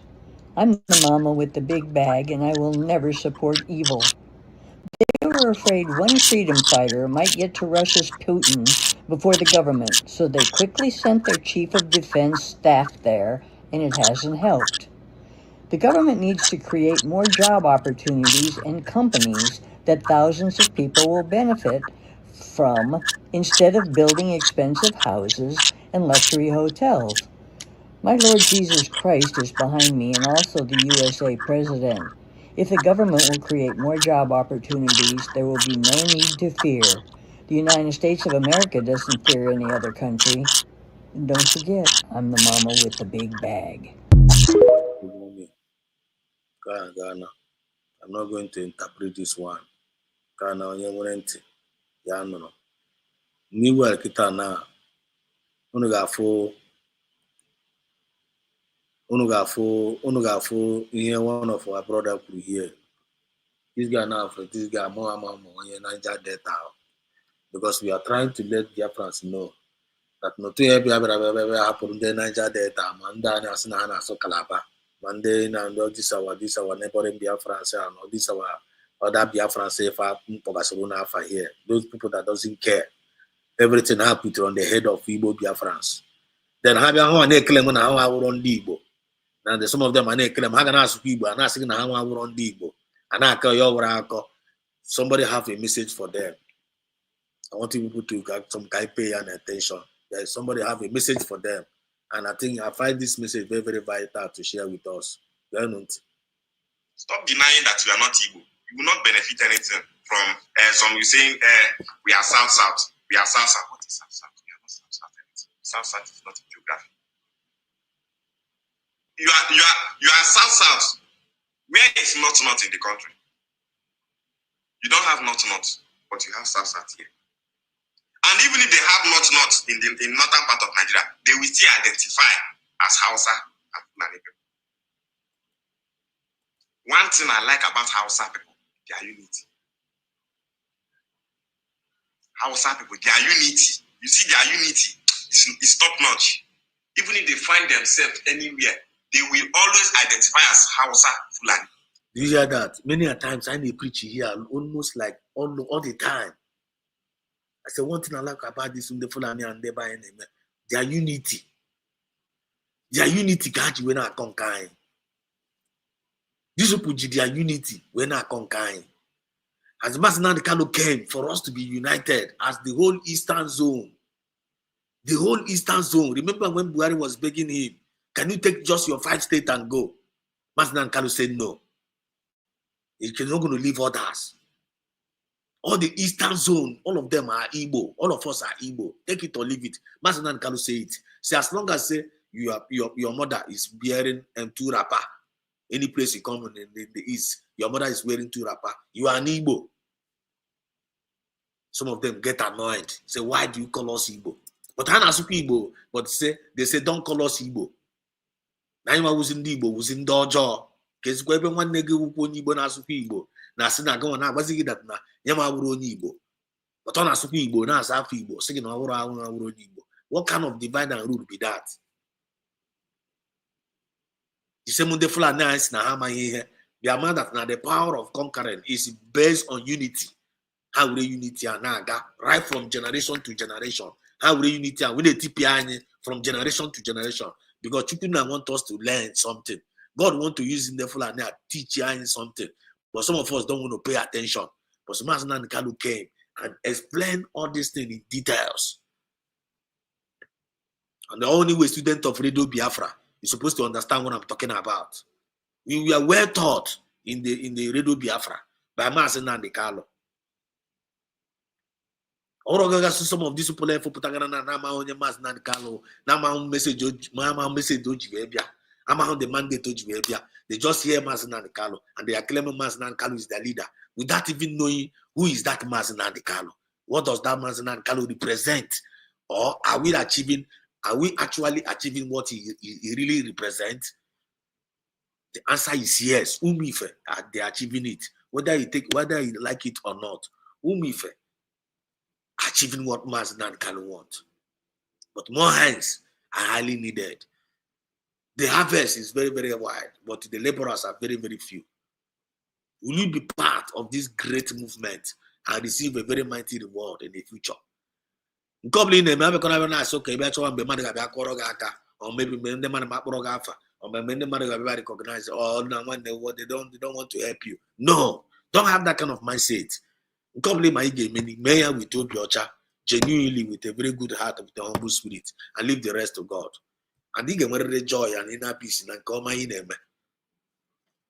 don't know if you guys are getting my point here, because we are making progress here. So thank God we are paying attention to each other. We cannot promote, we cannot reason with one another. When you have one one year and men cannot drama, you probably with Rosioma, even that people got when they got to Sadat Rosioma, even got you touch light it.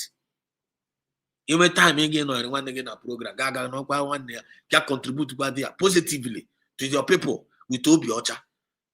You may go on time, your room, you're saying, I got you need do again, when you got a better, when you got a better, because we'll begin in a Georgia. So all we need now is common sense to come together. You know, all these Calabar people, they should stop claiming that they are not Igbo. All these Nigeria people they should stop claiming that they are not Igbo. All of us they are all Igbo. As long as you come from that eastern part of Nigeria, you are an Igbo.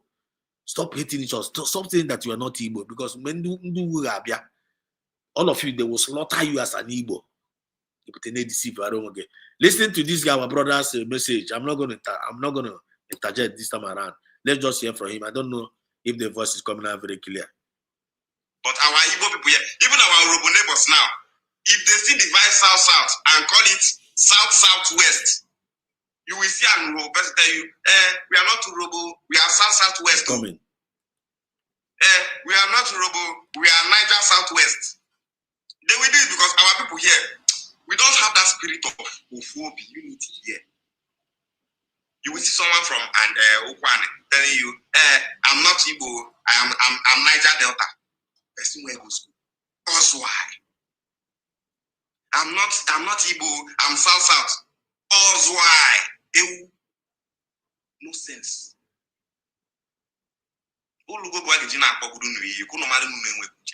If this video pay you, you still alive to talk. If you pay you, carry this video, go give elderly man for your side. Make you watch the video. If that elderly man tell you, say, waiting this boy they talk now, to say you not get sense, you go not say yes, true, say you no get sense.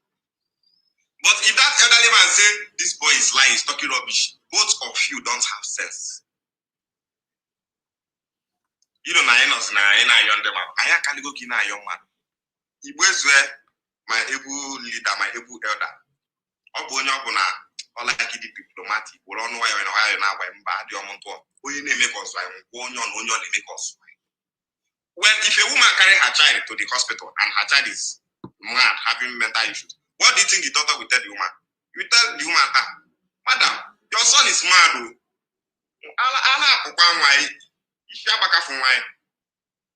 The doctor just told her the truth.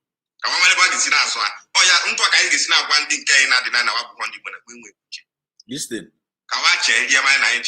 You see? Igbo unity will benefit us. Oh. Igbo unity will benefit all of us. Anyoma state creation will benefit the Anyoma people the most.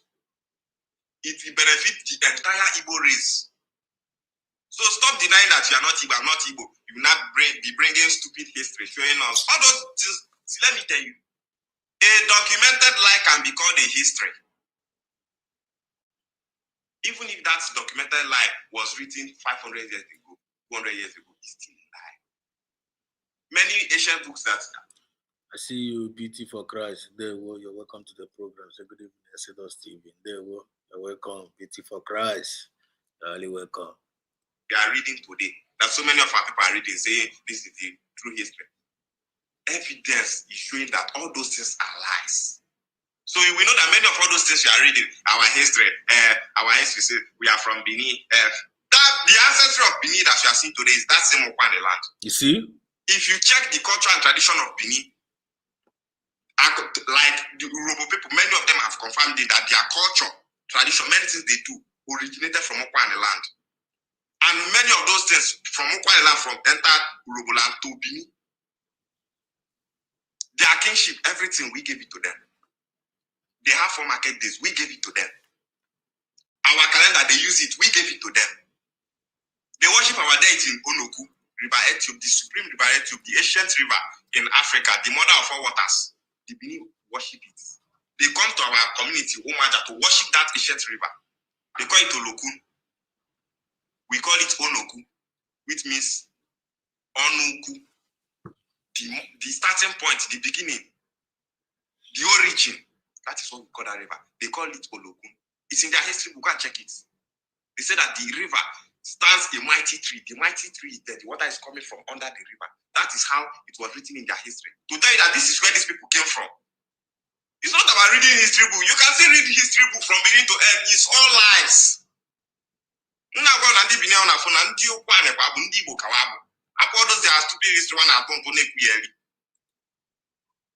Their culture, we gave it to them. This thing that I'm telling you, so Igoro people knows about it. Go and ask Asian people, they know about it. We don't come here to say rubbish. I just kunaga so that evidence now. That's why when we post, many people they can't ask us questions because they know that these people are saying it. Confirm. Confirm. I make research. Oh. You can't be worshiping Igbo deity and you are claiming that you are not Igbo. In Igbo land, we don't worship foreign deities. All our deities, all our belief system originated from here. Go to Isoko land. What they call masquerade there is Mao. Go now. Just go. Ask them, what do you call masquerade? They will tell you Mao. When they do their masquerade festival, you will see what they are speaking there is Okwane. They will call the masquerade Odogu Kalinodogu, Odogu, Mane Fensu. They will be like following the masquerade. Isoko people, Okwane people, they will be saying. Go to Osoro when they are doing their masquerade festival. Go there and confirm what I'm saying. I'm not telling you that they are descendants of people. No, I'm telling you that we are one people, one name. One name, when they are so fast or so. When I have one name. I'm saying Igbo ni do go from Makani 220. We did not migrate there. We are Aboriginal there. I mean, what is now? You do when they talk one man. You do economic. Act to the Nigerian government. Igbos have been living in Jitu for thousands of years. Before any divine king in Igbo land was born, Igbos have been living in Jitu. That's why we tell you that Igbo have at least 5 ancestry. If they don't mention the 2 ancestry, it's a lie. Igbo have many ancestry that are traced here to Igbo land. It did not come from anywhere. I'm weary. First you do in Igbo land is this part of the world that we find ourselves, that Ishan, Igodomi, Igodo, and Igbo occupy today. That is the first ever Itu in the history of, in the whole West Africa, the first Itu is this part of the world that we have. Go and make research. Stop reading all these fake history. When we went to our conference, yes, a delegate sent from the people have respect. I have so much.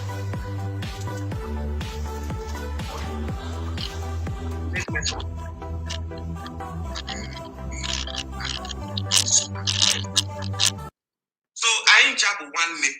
India, all these ancestors you are claiming that you came from, they came out from you.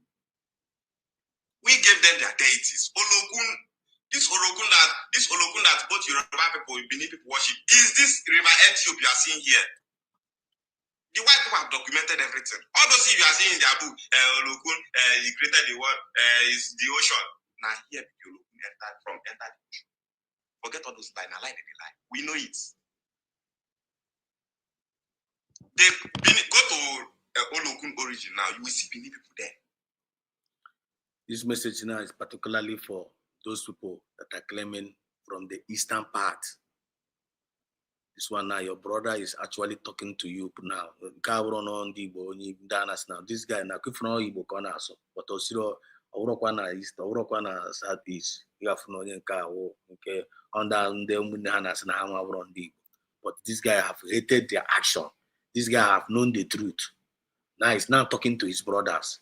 They should forget about all those their stupid history they are reading, that they are not Igbo. All those histories are lies. That now we are Igbos.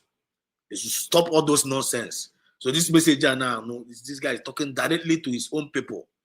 So you know they know yourself. If you are one of them watching us right now, you're supposed to know yourself. You understand what I mean? You need to find that we all are all Igbos. If you don't believe that we are Igbo, ndị Igbo mecha make mistake nwetazie ndị ahụ si n'ọwụzi Igbo ha mecha nwetazie dis Biafra unu mee mistake bịa sị ndị Igbo Chineke na-akpụ n'ọkụ. Anya hụ the message I nwere for you people moving forward. Ndị nwere side nke ha kọtụrụ ya wee gosi ndị nwe side ahụ. What is very, very important. Look at here now what is going on now. The Africans are waking up. Africans are actually waking up. Chad president banned US citizens from entering into the country.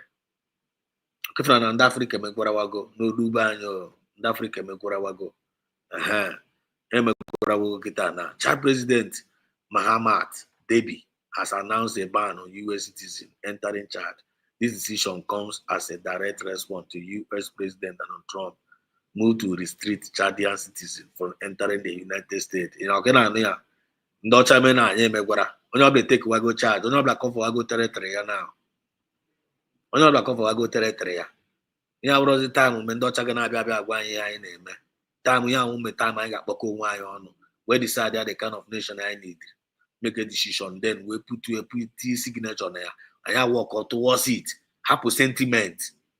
Happen na ewu onye Igbo, uru omo onye Igbo. Happen na ewu onye Shoja, happen all do sentiment and make sure that I redeem ourselves and our people. So that our future generation that are coming will not enter into slavery again. All is very, very important. I'm gonna tell you na maya ka okwa. Onye ọbụla nwekwara ntị ga-anụ. Kọsịntị na-anụ ihe, ọ na-aka drum. So the Italian government stated that the ban is a matter of diplomatic reciprocity and a national dignity. Authorities have been directed to enforce the restriction with immediate effect, pending further review of bilateral relationship. Moral lesson. The question is the moral lesson here, not here now. The moral lesson. The moral lesson was about now. Africa are finally waking up. Africa wake up.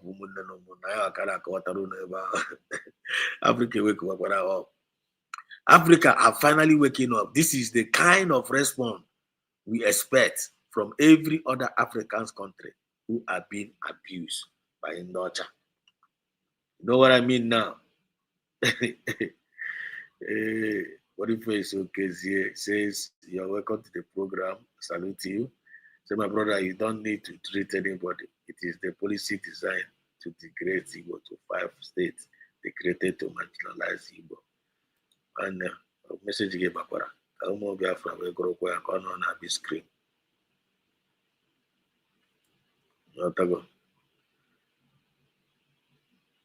So let me just put this everybody's picture back.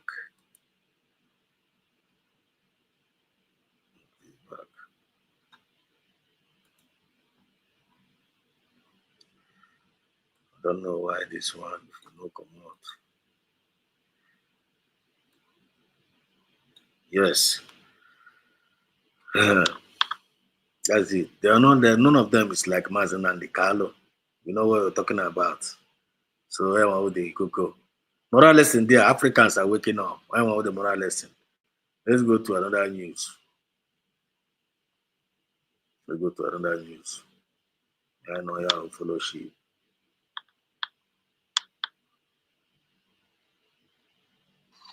And I have said, I want to change this country spectacularly in 3 years.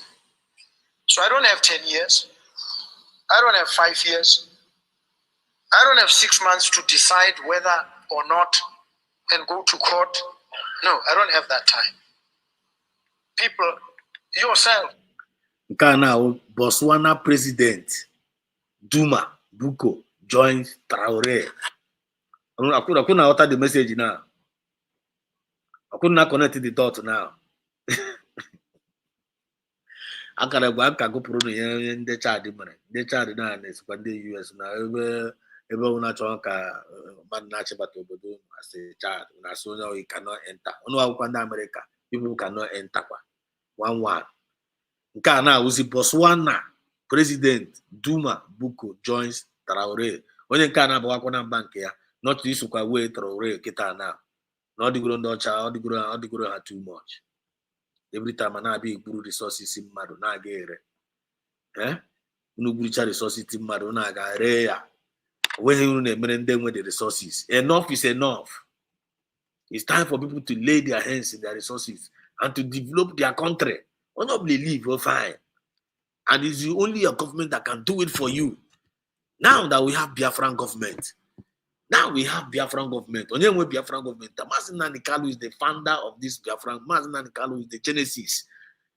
The world today ke Kuroku Biafra one. The Ogojuku Lorogon Maya. Lochadi of Pasef na one. Wazirike Burukwe from there. Wazirike Bakwa self. I will go Onyenka Uroche. Another person Simba. The dream can never die. Mazen Nnamdi Kanu rose up. Yaburukwa the mountain. Barute na kana bakwama now. Wazirike baruke rumba wazirike. He give up. Mazen Nnamdi Kanu kwamu de korea. Yakodokwa. He never give up. What do you see? What do you believe? Can't you see that na the hand akachukuna the nehane? Chukuna ka hold on Mazen Nnamdi Kanu. And that's why we feel no side kwa. Nde de kwa determine. Ndang pari that naga so Mazen Nnamdi Kanu restore. They are still doing the needful. With or without you, they are still doing the meaningful, genuinely, voluntarily. And they are the one that are genuinely supporting this USB government. Because I'm that now this USB government type with a divine mandate. According to man, protect the mandate. The first message that came from PM Saminepa to Dr. Ngozo Rabeze through that woman, protect the mandate. And I just mandate yes or no, mandate no gagota. Just protect the mandate. What is that mandate? It is a divine mandate of Biafran government with the mandate. And I am with the message of Mazen Nnamdi Kanu from Poruni here earlier. The restoration of the Biafra is the divine mandate by Mazen Nnamdi Kanu. And I see Kaina Mambo Kaifuna everything and make on some people and I bag start. Now bag start. Now claim on. Let me tell you something. Do you know after that launching of USB embassy in Washington D.C. one day, that day Karabra, Akwagurumuna was na launch this embassy. Expect things. Nondani na hanine haragana boso. Aposo ka hana bazina. Hana bazi also no zeba na emezi na we see you in court. Ole ndeki na gi see. Onye siri ibe ya. PM Saminepa. Why can't they write it token Kresu Dr. Ngozo Rabeze? Why are they using PM Saminepa? This is a mind game. They are just playing to play. But they are hard late. Hard late.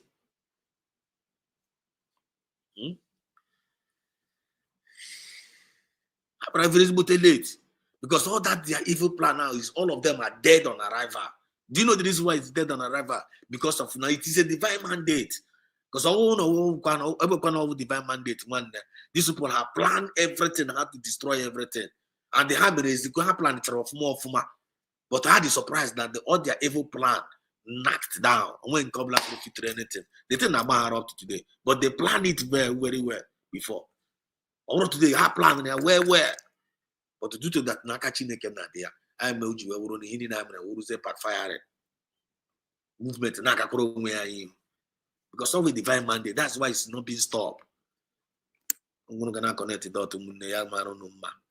Our brother said here, he says, when Biafra come into being, everybody will fall in line, whether the delta or river, as they are called on all of Igbo nation before Nigeria. Yes, you are right. Let me put the link again in case you actually join, you can enter through this link and talk.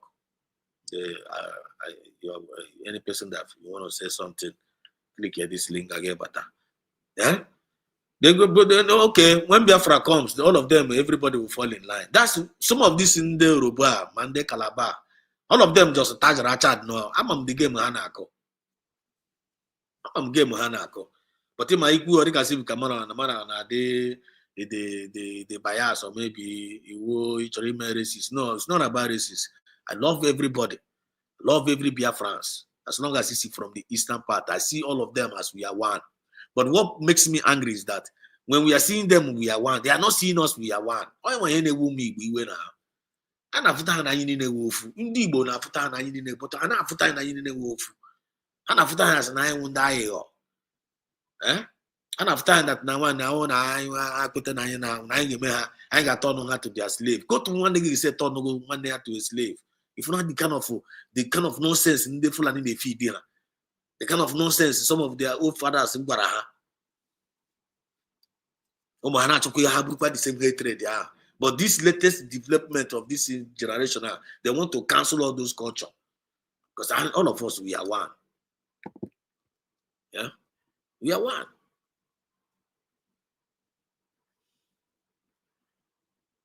Which one? This one again? Let me see.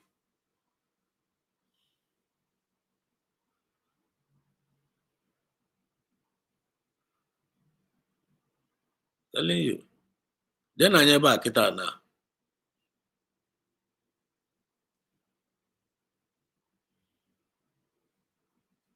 Saw the video of the commissioning. They said 30 kilometers. First of all, I expected that the president would be on the road alongside the minister. To be driving along the kilometer stretch, they said they have completed. At least to give people confidence. But instead, what I saw was that they all boxed.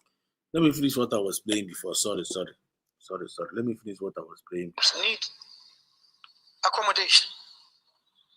And if I'm going to submit myself to a process that will take me 10 years to deliver accommodation to you, then I would have failed you and failed you spectacularly. So what do? We need to ensure that there's transparency, there's openness, there's accountability in each and every process that we undertake. Confirm. No doubt, that is not negotiable. And that there is no corruption. Confirm. That one is no negotiable and there is no corruption. Again, with the corruption.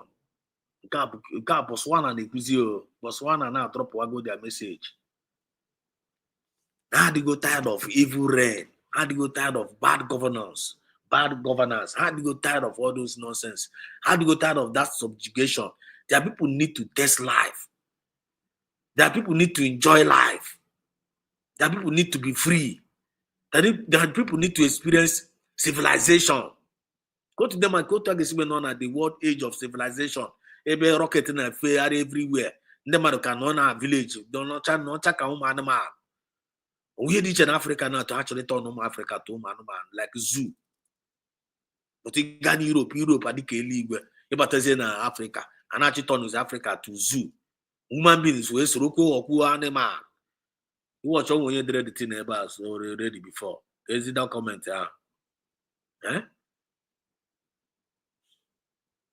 Where is that comment again? Somebody said it, and some people behave like animals. Sorry, man, for calling you. Look where the comment here. See it, my brother. Some human beings have animal heart. Some of these puppets with them. Some of these puppets with the guys in Africa. They behave like animals. When they make an animal your leader, what do you expect that nation? When animal, a president, but they were animal, they got a president. What do you expect in that country? How do you expect that country will survive? Animal who is your president, animal is your prime minister, or animal is your police, animal be your army. Now what do you expect in that kind of country?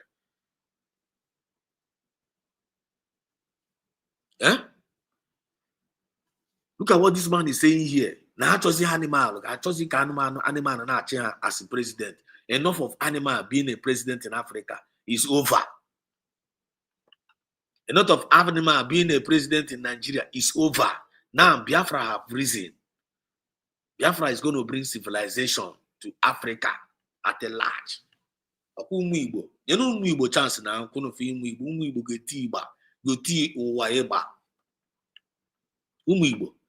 Then when you got them signs and wonders, and don't tell this thing. That's why they are afraid. But the awareness continues. The awareness continues. I am our topic today. The awareness continues. The awareness of our redemption continues. The awareness of our liberation continues, and the message is penetrating deep. Now it's sinking. Go to Botswana is since that day, Mazinani on the light of that civilization in the heart of Africans, the light have never gone down. And the more they try to quench it, the more the light is increasing. Let us finish in what our brother was saying here.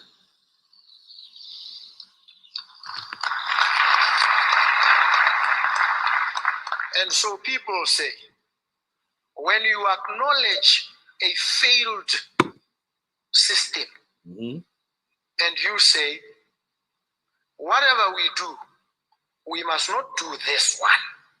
He said he's trying to give tenders to his relatives. I want you to know my relatives. Just check. You'll know them. You need to know them so that you can track whether any one of my relatives has any tender. You need to ascertain, you need to be sure about these things. So that when these allegations are flung about, because one is seeking to move from an entrenched system of corruption to something that offers us some redemption, yet you are able to interrogate the allegations. And we must interrogate the allegations together. And so it's going to be very critical for us to find ways of moving away from this corrupt system and engaging in a different one that we can monitor and track, one that delivers results timeously, within budget, no corruption. And so we need to look for the best practices. And that we will do. If there's anything that I'm not afraid to do, it is to take decisive measures, even in the face of opposition and hostility. You hear that? If it has to be done, it is good for the country, it is good for the people, I will do it. Do you hear that? Do you hear that? If it is good for the country, if it is good for the people, even if it's in the midst of adversity, I will do it. That is the mindset of Mazen and Carlo. That is the mindset of PM Simon Epa. That is the mindset of USB government. The Mazen Totonguzo Rabeze. When anything different here, now, where are they saying that the USB is doing mistake? Where is the mistake of the USB government? What is the mistake? When we need somebody to come and all the opposition, if there's any opposition here in this channel today, feel free to come and tell us the what's it called? The mistake of the USB government. Where is it that they are not doing it fine? Can you come and tell us? When you came with boldness, all those things. Can you come and tell us? Link here. Come and talk. It's not that you be talking at the back, or some of them will be writing some coward statement comment on the comment section, and they will disappear, trying to poison people's mind. They cannot even proud enough and come and defend what they believe in. But they will be putting confusion for those that genuinely believe in something doing. You need to find them out. You need to know who they are, so that you run away from them. They're not representing you. You're not representing them. All those kind of people like this, my people, Fidelia Ibokwe says here, say, my brother, some human beings have animal heart. Some of them have animal heart. And once you allow with that animal heart, they will make you behave sick animal, which is not going to be a portion. Not for Chukwuka Biama. Make no mistake about it. Make no mistake about it. I declare this and I declare it publicly, so that it is known, so that when you gauge and you assess, you understand how I approach these matters. And with me, I'm always open to engagement only matter on a program, the program. You have never clicked the live button. Please use this opportunity to click the live button. Use this opportunity to click the live button because don't forget on the internet network, and then put the message. Those because you know, may find easy, but I need to go. Or I am easy as also anyone, and then the deals or men. I need to go. I can do so when no pay high now. Here to go. So you do as well by clicking the like button. By clicking the like button, I'll get you to and send your more singing out for other people to watch. Here to go. So don't forget to do that, please. As you're doing it, because we are here to help one another, to serve one another, and to relate to one another. You disagree with me? Let's talk. You tell me. I think you're getting it wrong here. And I'll listen to you. And if I realize you are correct, I will say it to you, but not just to you. I'll also say it publicly. Confirm. I've been advised by my friend or my colleague that this approach is wrong. I have reassessed. I have come to the conclusion that it is actually wrong. Confirm. We self-correct. That's how you operate. Try. Because we're all frail and fallible. This is the concept of bufokoti. This is what it means. Child, this is what we need. This is what we need. This is the message. This is the message. This is the spirit. That is the revolution. And that revolution is eating deep in the heart of men in Africa. Umife. Yeah, with the heart. Najina gonna keep as well. And the way you obligate me to was from this spirit here. Message on the man apiana. That is the spirit Hajinaga. How when you talk, they will know where you are coming from and know where you are going. How not connecting the spiritual and not connecting the physical realm. The wave is coming. The wave is coming. Are you seeing what I'm seeing? Are you feeling what I'm feeling? Biafrans all over the world. This is not the time. This is not the time for us to be living the vat. And we'll be chasing shadow. This is the time for us to come together. When I mean come together means people of likely manners, people that have conscience, people that want good things to happen towards one another. This is the time for us to come together. Magnet yourself together. With that one purpose, with that one dream, and with that one vision, we will achieve it for the betterment of our future generation.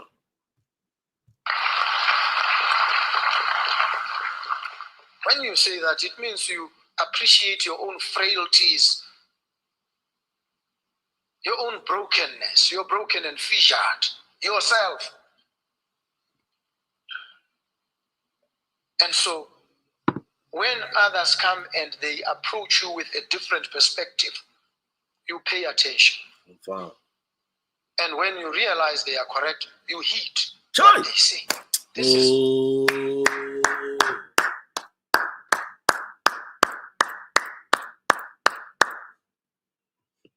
This is awesome.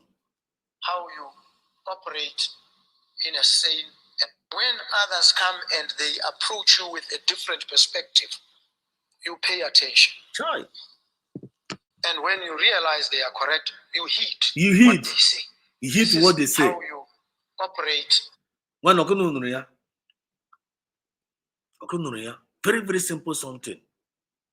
When people know that what you're doing is not good and they pay attention to what you are doing and they give you instruction or give you advice, you heed to the advice. Not to be doing strong head, not to be shaking your head, no agree, I no agree. And you know that you are doing wrong. And somebody that don't want you to do that wrong, know that this wrong you are doing is going to mislead you, it's going to destroy you.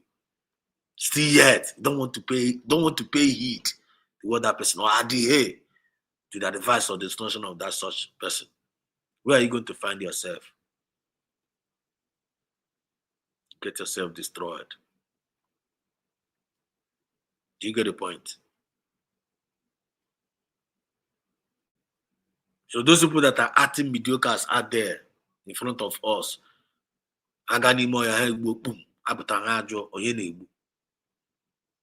they're actually destroying themselves. But you that want the best for everybody around you, the best things will be looking for you. If it don't happen now, it will happen tomorrow. Because what you are sowing is a very good seed. That seed, you want it to benefit everybody. But those that don't want to benefit you, they're the ones that are going to carry the penalty at the end of the day. This is a very clean message, brothers and sisters. We don't even want us to be like kind of talking. I mean, sometimes you talk, or they can see like some people that like kind of, the people that we are talking know themselves and they are catching the message. But the stooges, the mediocres, the senseless ones, the useless ones, they are the one that they fall out. When they fall out, when they fall back if I need to be. And you don't have anything to do with them. Man, we are rounding up because I didn't want this program to be more than 2 hours. In a sane and sober environment, it doesn't matter who you are. It doesn't matter what position you occupy. Yeah, so it's called humility. Humility. Just the ability to acknowledge that I may be wrong. Even when you think you've got it right 100%, you may actually be 100% wrong. And when somebody challenges you, if you think you are right and you believe in the correctness of your proposition, then it becomes an opportunity for you to persuade them, to win them over, or be won over to their side. And so I don't understand why sometimes there's conflict. When we engage on any issue, and you know, you assess. That's why you do recon. You collect data. You assess it critically. You examine it from different perspectives. That's it. That's another message. Because please, if you're just anytime you have a preacher, people that are gonna watch this thing later, or maybe you still have the time to watch this program again. It's not even a lot of multitude of words that brings redemption. Or maybe shouting and screaming, just like the mad woman is shouting every day, will be shouting, will be screaming, ranting. That is not freedom fighting. Freedom fighting is making sense to the heart and the minds of our people. Being on the positive side, being optimistic, knowing what you want and going for what you want positively. That's what freedom fighting is all about. You have seen the ideology of this man from this Botswana, right?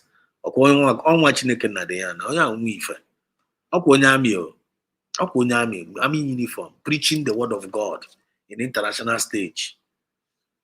That is awareness, and it's a good thing.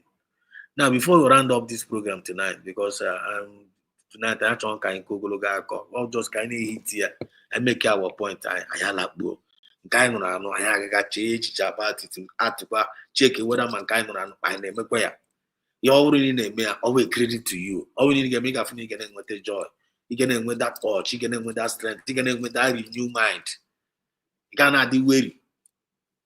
You cannot do relax. You getting move naturally. Because we need the optimistic. Before I round up tonight's program, I want to play this thing again. I don't require. Copy this message. Copy this message again. Let's see much go Kabiam.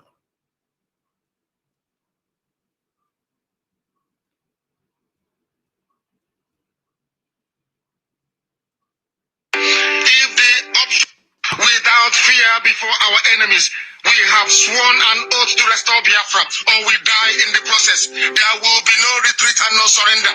If the option they give to us is to seek our restoration by violence, every living thing living in the zoo will be destroyed. All the animals will be destroyed.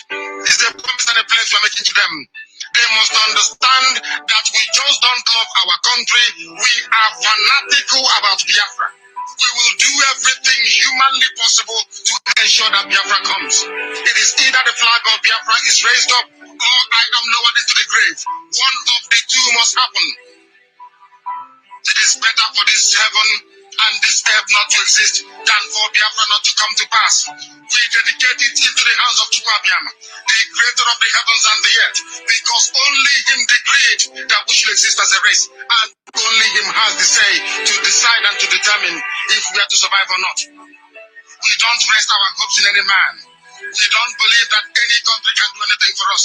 We are going to reaffirm our faith in the supremacy of the creator of the heavens and the earth, Chukwuabiama, upon to whom and in whom every glory and honor belongs to. That's why we worship him and nothing else and no other. We worship the one true living God. That is who we worship. That is why we were created. We are not like any other people. We have been chosen by Chukwuabiama to serve him. We have been chosen by the creator of the heavens and the earth that we may serve him. That is why in our names it contains every praise imaginable.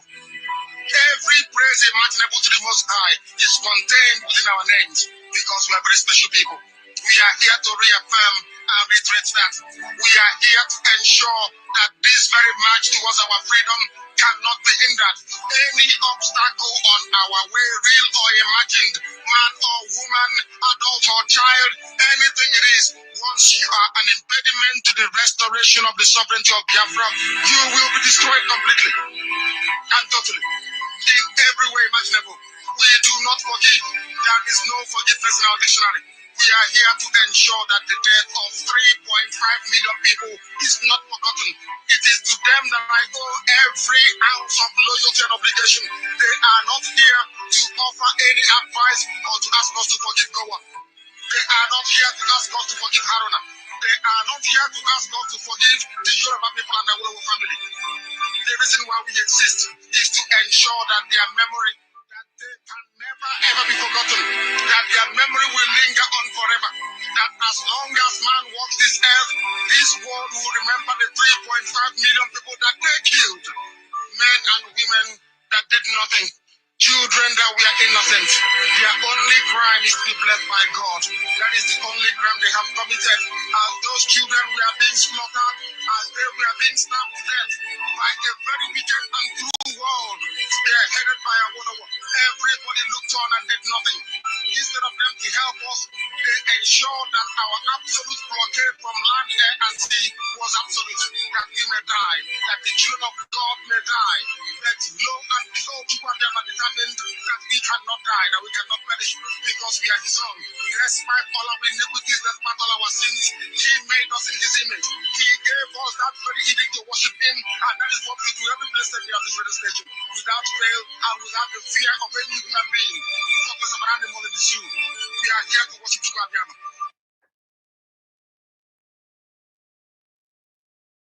That's it. Chukwu Kabiama, Chukwu na-agọzi unu niile n'ụtụtụ n'ehihie n'abalị. Ntị na-anụ ya na-aka abalị, a na-aka drọm. Go from the voice of Maazị Nnamdi Kanu. Onye ọbụla nwetara this message a, yotago, metụ aka na button, metụ aka na like button, metụ aka na share button ga-etosa the message. Were n'onwe okwu nke mmadụ mara ihe, ọrụkwa one of our brother na-eme comedy. Yosi na were okwu nke nwa mmadụ wee mere ihe. Onye ọbụla nụtara voice of Maazị Nnamdi Kanu a, ọ suppose na-enye gị a sober reflection. Igbe onwe gị re-exam, mee onwe gị tụlee onwe gị, jụọ onwe gị ajụjụ, rọshuo onwe gị, kpakọ onwe gị ọnụ, gekwa voice gị gegharịa, gekwa gị gegharịa. The more you listen to this voice of Maazị Nnamdi, a lot of things will be going into you. A lot of empowerment ga na-abịa gị, onwe some spirit ga na-jump can see you. Ihe a wụrụ ordinary word. This is the mandate of Maazị Nnamdi Kanu. That's what we need to achieve. And on and on at this the same realm of the spirit and in fire and in passion about how Maazị Nnamdi can feel about it. You are not part of the system. The person is actually deceiving himself. Kachukwu na mono eziokwu. Kachukuna understanding to his word, to everything, like kind of, I mean, with a total understanding of what we are actually doing in this platform. Buying you, man, Magosikwai, when they do buy. He said, I love you all. God bless you all. Hope to see you tomorrow that time. This is Biafran Exodus TV. Always bringing you the message of redemption and liberation to the hearts and the minds of our people. Sometimes on they are short, sometimes on they are long, sometimes on they are wide. But all you pay attention in the spirit, you always connect with us. Whether my Bible and Kenke, be smart enough to connect. I call you Gologo, be smart enough to connect. I call your Medium, be smart enough to connect. And I know in one program in the morning time, like kind of with a message, a simple conversation. I'm gonna pay attention to the upload. I'm going to turn out a man with the rosy, basically upload. Just no matter than Carlson as daily goes here. Is when they then the spirit is going, and yet as long as you behind the church, those are my fine easy. Doesn't matter what people think about you, doesn't matter how people feel about you. What really matters is your conscience alive in this Biafra movement. Are you actually doing the needful by the special grace of Chukuna and Reggae? That's the only thing that qualifies you. I love you all. Hope to see you tomorrow. God bless. Good night all. Cameraman get you don't know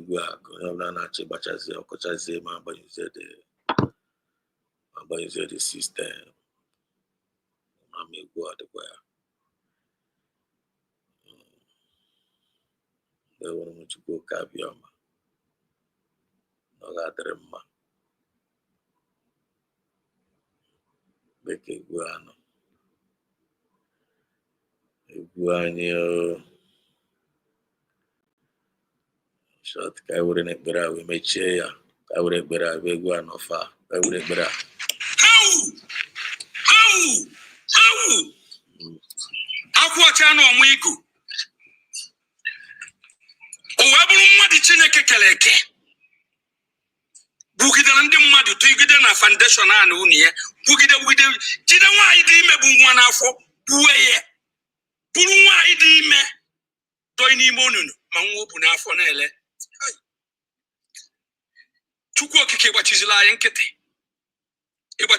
nkịtị anọ n'ụbọchị taa bụ first wee na-ayọ gị ọ bụrụ na aka nwere ụdị ajọ dibịa na ala Igbo na ana Biafra ma ya fronta na-eru owu ọnwa bonita ha ncha niile ise ọ bụrụ na enwere ya na-ajọ pastọ bonita ha ncha niile ise ọ bụrụ na enwere ya na-ajọ ndị uhu obi bawo pastọ ha bawo fake pastọ ha wu fake dibia mana ha na-akpakarị ba n'ike si bonita ha ise maka na ọgwa n'ọgwụ aka ha gwọrọ gwụchara m ụmụazị ba ijele obodo oyibo wee tọ n'ime ụmụazị ruo obodo oyibo ifuzi ebe a na-agba mkpụrụ mmiri ịmama na kamera Chukwu okike bini na-abịa za anyị ise asị m na akwa na-eje n'ọnụ egbe n'ụbọchị taa ọkụkọ na-awa oguru ka o yiri okpuru ajọ dibịa sị ga abọnite ba ise ajọ pastọ sị ga abọnite ha ise maka na enwekwa na ezigbo dibịa ndị bịara ka ụwa dị mma ndị bịara ka Igbo dị mma mana mekaniki ekwezi ka ama ndị bụ ndị ezigbo ya ndị ezigbo dibịa ekene m unu ndị ezigbo pastọ ekene m unu maka unu bụrụ ndị ajọ ya asị m fọm na-erute ụka na-abụ si bonite ha dị mma ịnọ n'ala Igbo ise egburu nwaanyị bue nne bue nwa ebu n'afọ ime ndị Fulani na-egbusisi anyị n'ubi dị iche iche ndị Fulani na-egbu ndị nne na-egbu ndị nna onwe onye na-eje okwu anyị nwa chikwu ajọ ibe na-egbu onwe anyị aja na Igbo binie ise ejide ndị Fulani a na-epe eti ha ọ bụrụ oge akpọ from Abuja akpọnakwa Abuja ejide onye Igbo anọdụ ozugbo gbue ji aka gị baa n'ime ọjọọ dị egbuba ayọ ka m na-ayọ ga-aja na Igbo na ụmụazị anyị jere obodo oyibo si mebebe eze na ụmụazị anyị nọ Naijiria si mebebe eze ndị na-anụbeghị di banụwa di ndị na-anụbeghị nwaanyị banụwa ndị na-amụtabeghị nwa bamụta n'ibe nna ayọ n'ụbọchị tata bụ ka ọnwa ka merụ nwa afọ Igbo ọbụla mana ndị ji apụtasịra ba jere etinye anyị ụmụ Igbo n'akwa tinye anyị na nkwụkwụ tinye anyị n'ehihie ụra aja Igbo binianụ Chukwu okike binie na-ayọ ka m ode ji nji wọdụ waịdị na-ayọghị and ama na ihe emeriri ya ise o nwere ohu ayịyọ nna ayọ gị iche Chukwu okike ayị ana m ayọ gị iche Igbo enweghị eze inye ayi ofueze inyere ayi Maazị Nnamdi Kanu jiri onwe ya chụọ aja chijie anyị dị n'okwu nwunye anyị ọnọ ya na sel maka anyị enyere ndị Yoruba ha jichie nke ha nyekwuwa ndị nke so na ha ndị nke dokobo ba jichie dokobo gba dokobo okirikiri na-echekwa ha anyị wee were nke anyị were nye n'aka ndị iro anyị ịjụọ Yoruba ba sị gị na anyị ji Maazị Nnamdi Kanu ịjụọ Hausa ba sị gị na anyị ji Chineke esoghị mgbere jide Maazị Nnamdi Kanu esoghị mgbere jide onye amụma inyere anyị aka ọ bụ na bụ aka onye Igbo soro were jide onye amụma inyere anyị jide onye anwa biko si ji aka ha jezi na ikpe a na-emezi m akwa kwa ụtụtụ kwa ebibia ji aka ha jee ikpe Maazị Nnamdi Kanu ka ọ pụta bịa rụtọpụ ọrụ ijiri ya n'ọrụ dị ebube ka ọ bịara and ọ ji arụrụ ya n'isi ise jebe ije